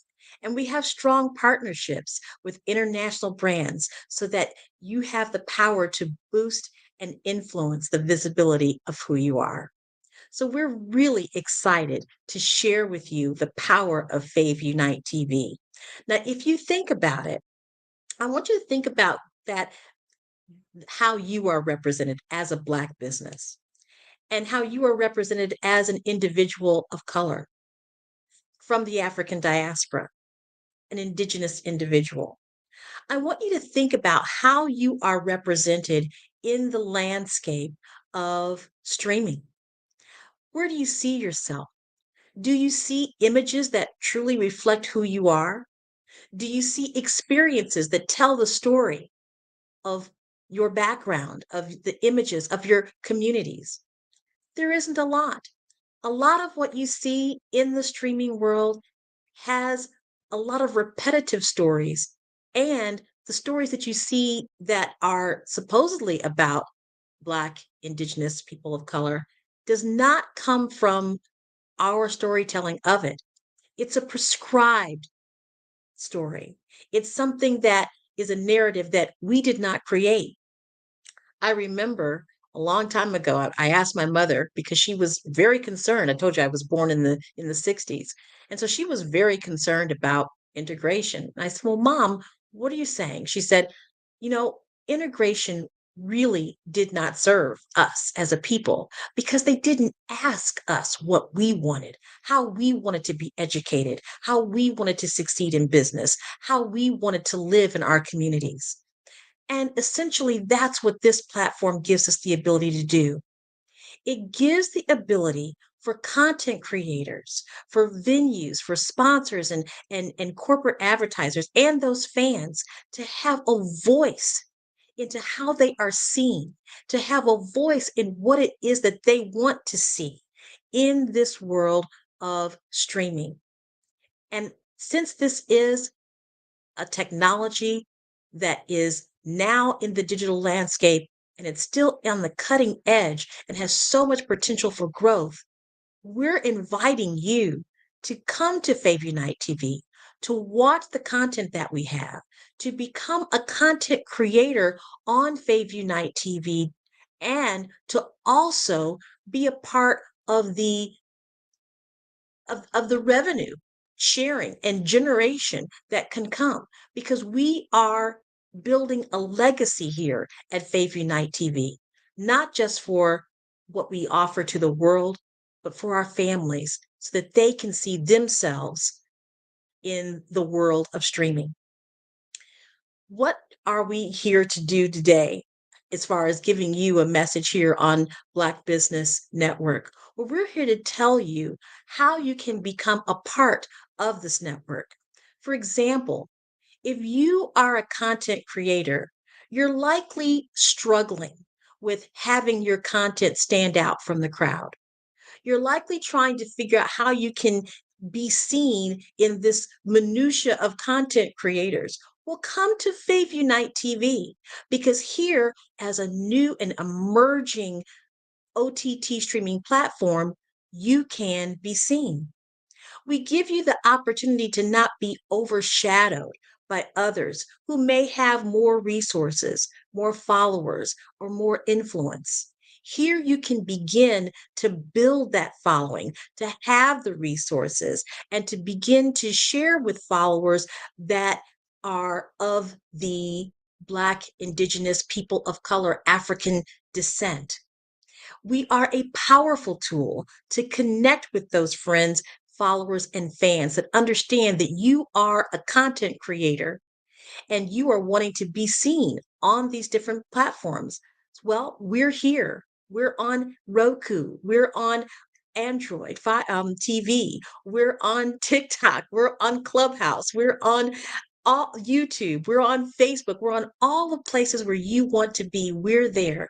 And we're here to help you build your presence through Fave Unite TV, an OTT streaming platform. So what does this mean also for venues or sponsors and advertisers? Because we know that so many who are emerging businesses that may have cottage businesses but really want to get their product out and their services out into the public, you might be looking for a unique way to promote your product and service. Well, we are here at Fave Unite TV to help you do that. You may have thought about streaming, but you weren't quite sure where to start. Well, start with Fave Unite TV. Bring your product and service to us and let us help you get your product out there to the world. We give you opportunities again for product placement with video on demand as well as streaming. So we're excited because we're also going to take your products to TikTok, Clubhouse, Android TV, Fire Stick TV, YouTube, Facebook, all of those social media platforms. And of course, we can't forget Instagram. So that is why we are here. We're here to give you a voice as a business owner that is within the African diaspora, that is one of people of color, speaking to people of color and Indigenous people around the world. That is who we are here to support. We want to help you get your message out. We are a community. We are a community of like-minded cultural enthusiasts, as you would say.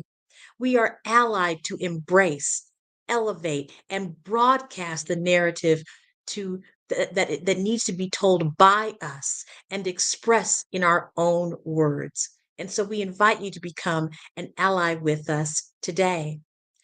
I love the fact that as the CEO of Fave Unite TV, that it gives me a voice, that allows others to have their own voice.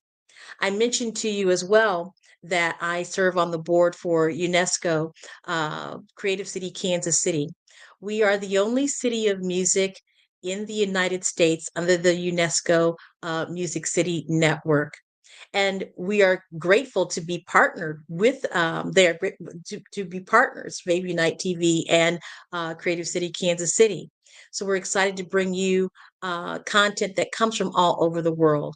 But then it also allows me to go to these different places around the world to find artists, to find content creators that are looking for a place to have their home.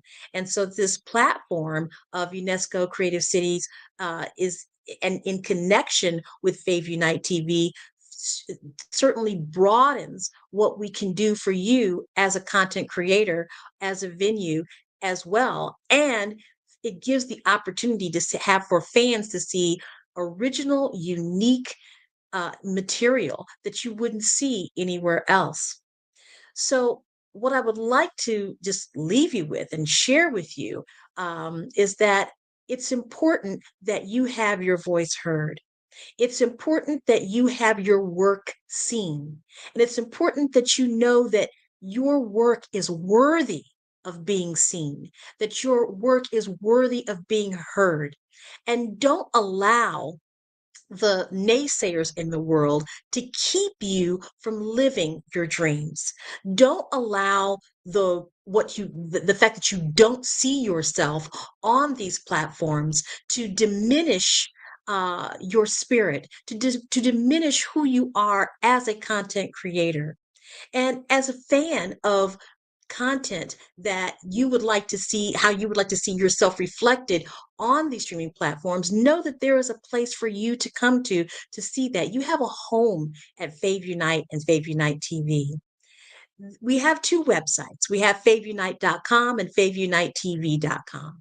On faveunite.com, that's when you can really start to engage in the community of Fave Unite, where you can touch base with the artists, where you can touch base with the with the venues, the sponsors and advertisers, where you can see the merchandise and really be able to connect on a greater level.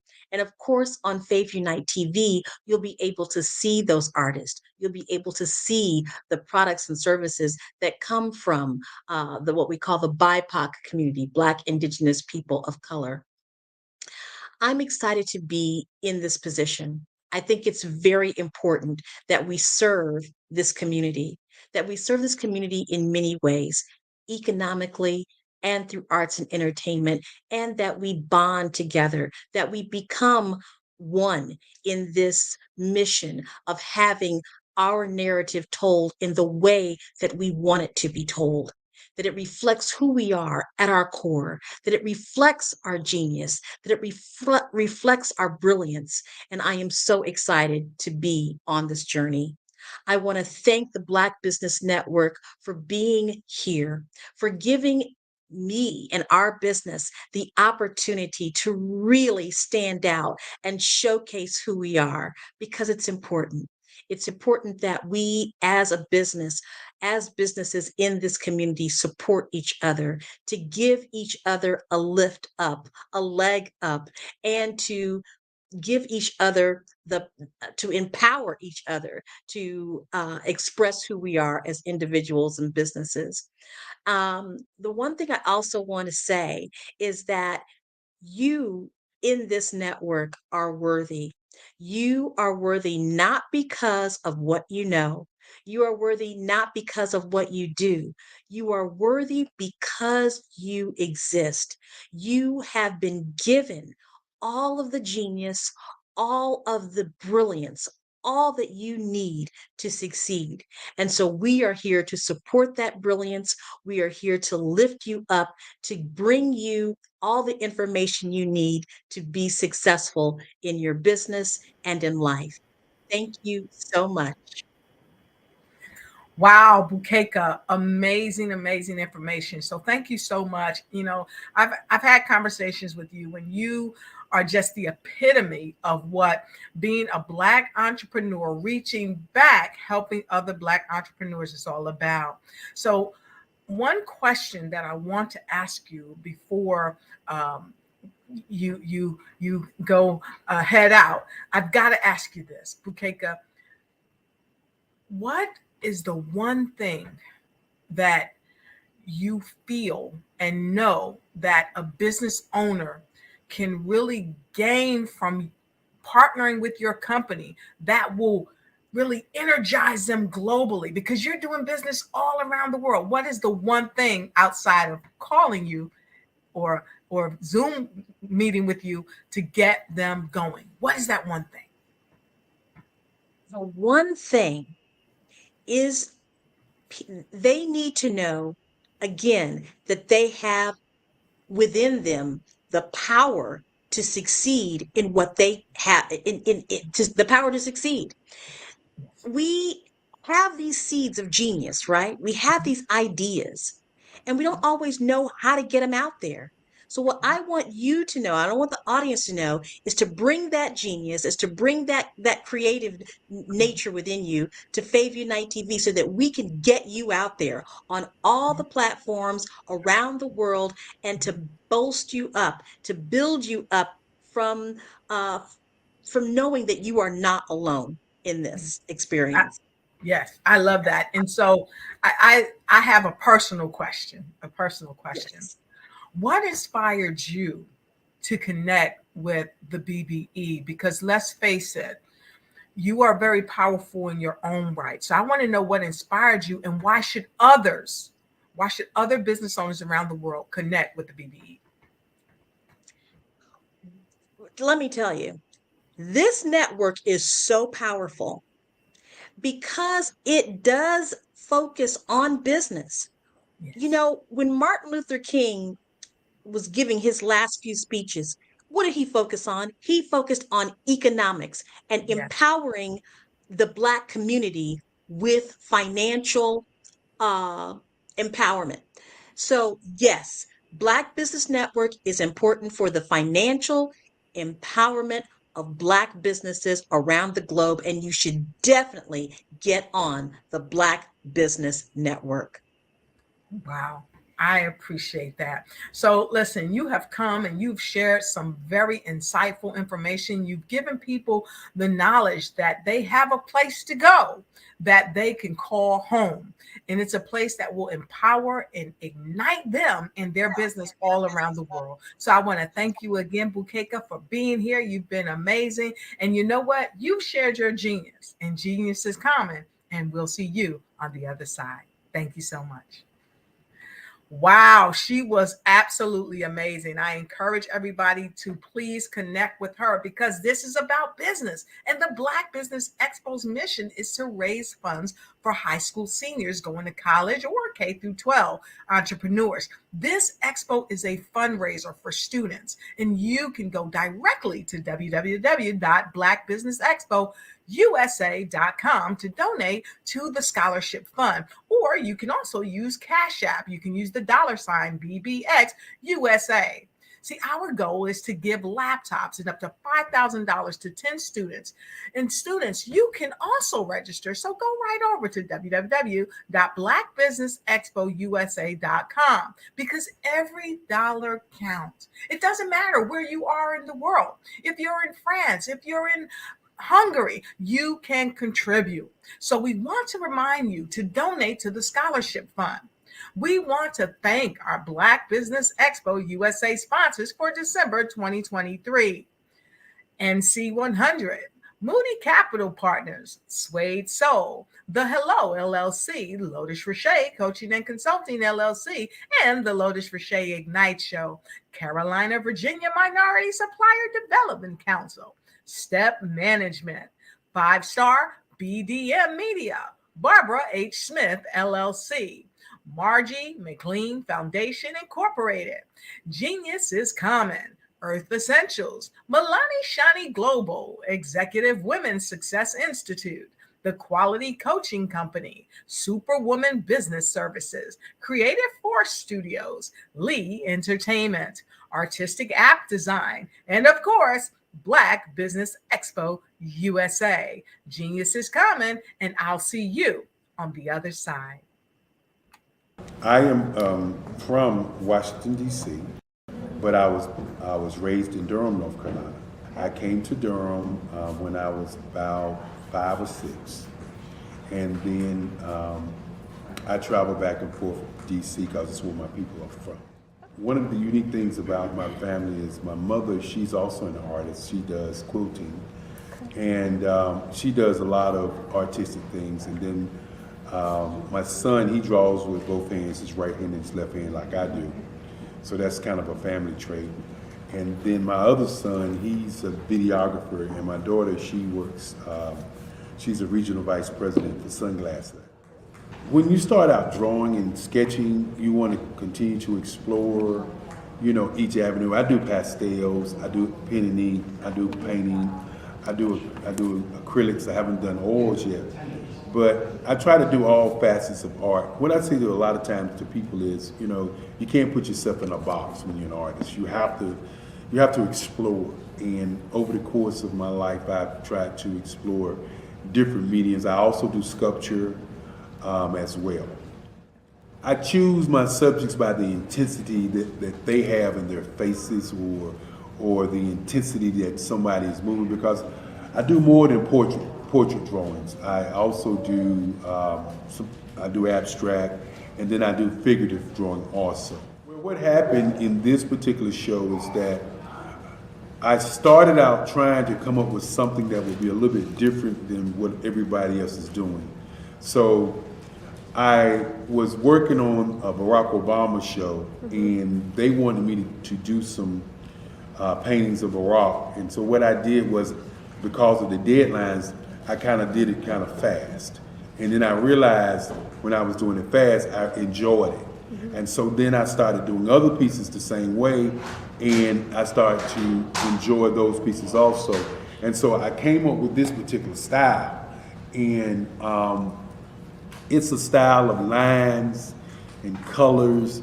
And what's interesting is that when I was in college, I did a show called Lines, Colors, and I talked about the boldness of the blacks, the hotness of the whites, and this is how this has come about, later on in my life.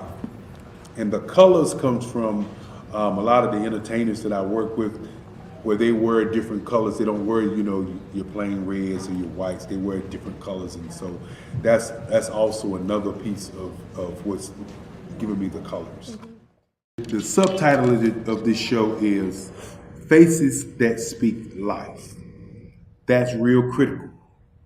Faces that speak life. Each one of these pieces is a life source and a life energy that's being put on display for people that are looking at them. I always say in terms of my art, it's not important that I draw them. It's important what you get out of what I draw.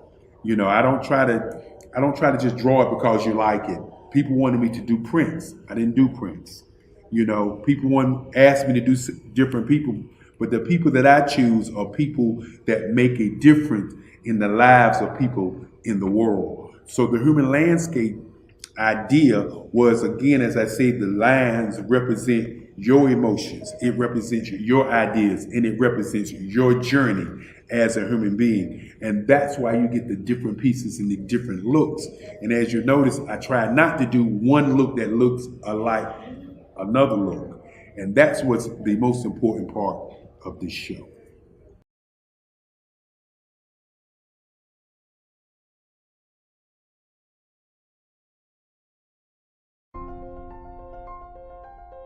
What if you could build your own city? A place where every child can find nurturing people to help them achieve their full potential. A place where every adult can access job training support. Where health education is abundant. Where social justice ruled the land. A place without limitations. Welcome. You have arrived at STEM City, USA.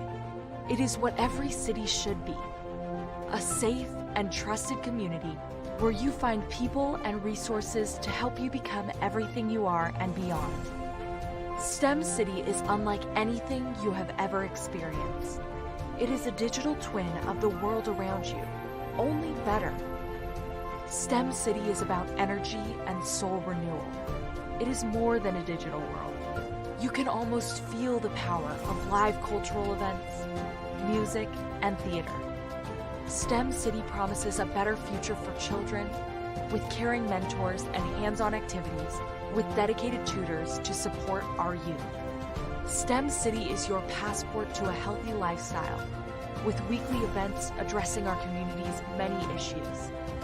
STEM City is your financial well-being with helpful information on wealth management, career advancement, job training, and so much more.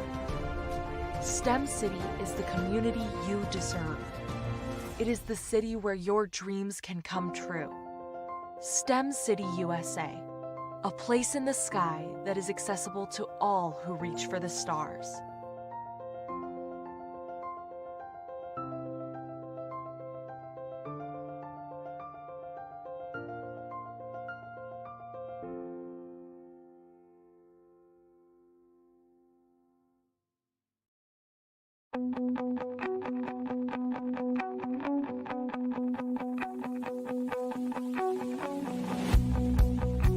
I am Black business. From the moment I wake until the time I sleep. Yes, I am Black business. I am Black business. Tell me, are you Black business? I am Black business. Do you support Black businesses? Listen, I support Black business because I am Black business. Black Business Expo, one of the largest business showcases in the history of Black business in the world. The world! Sign up today at www.blackbusinessexpousa.com or call 919-308-9090. I am Black business.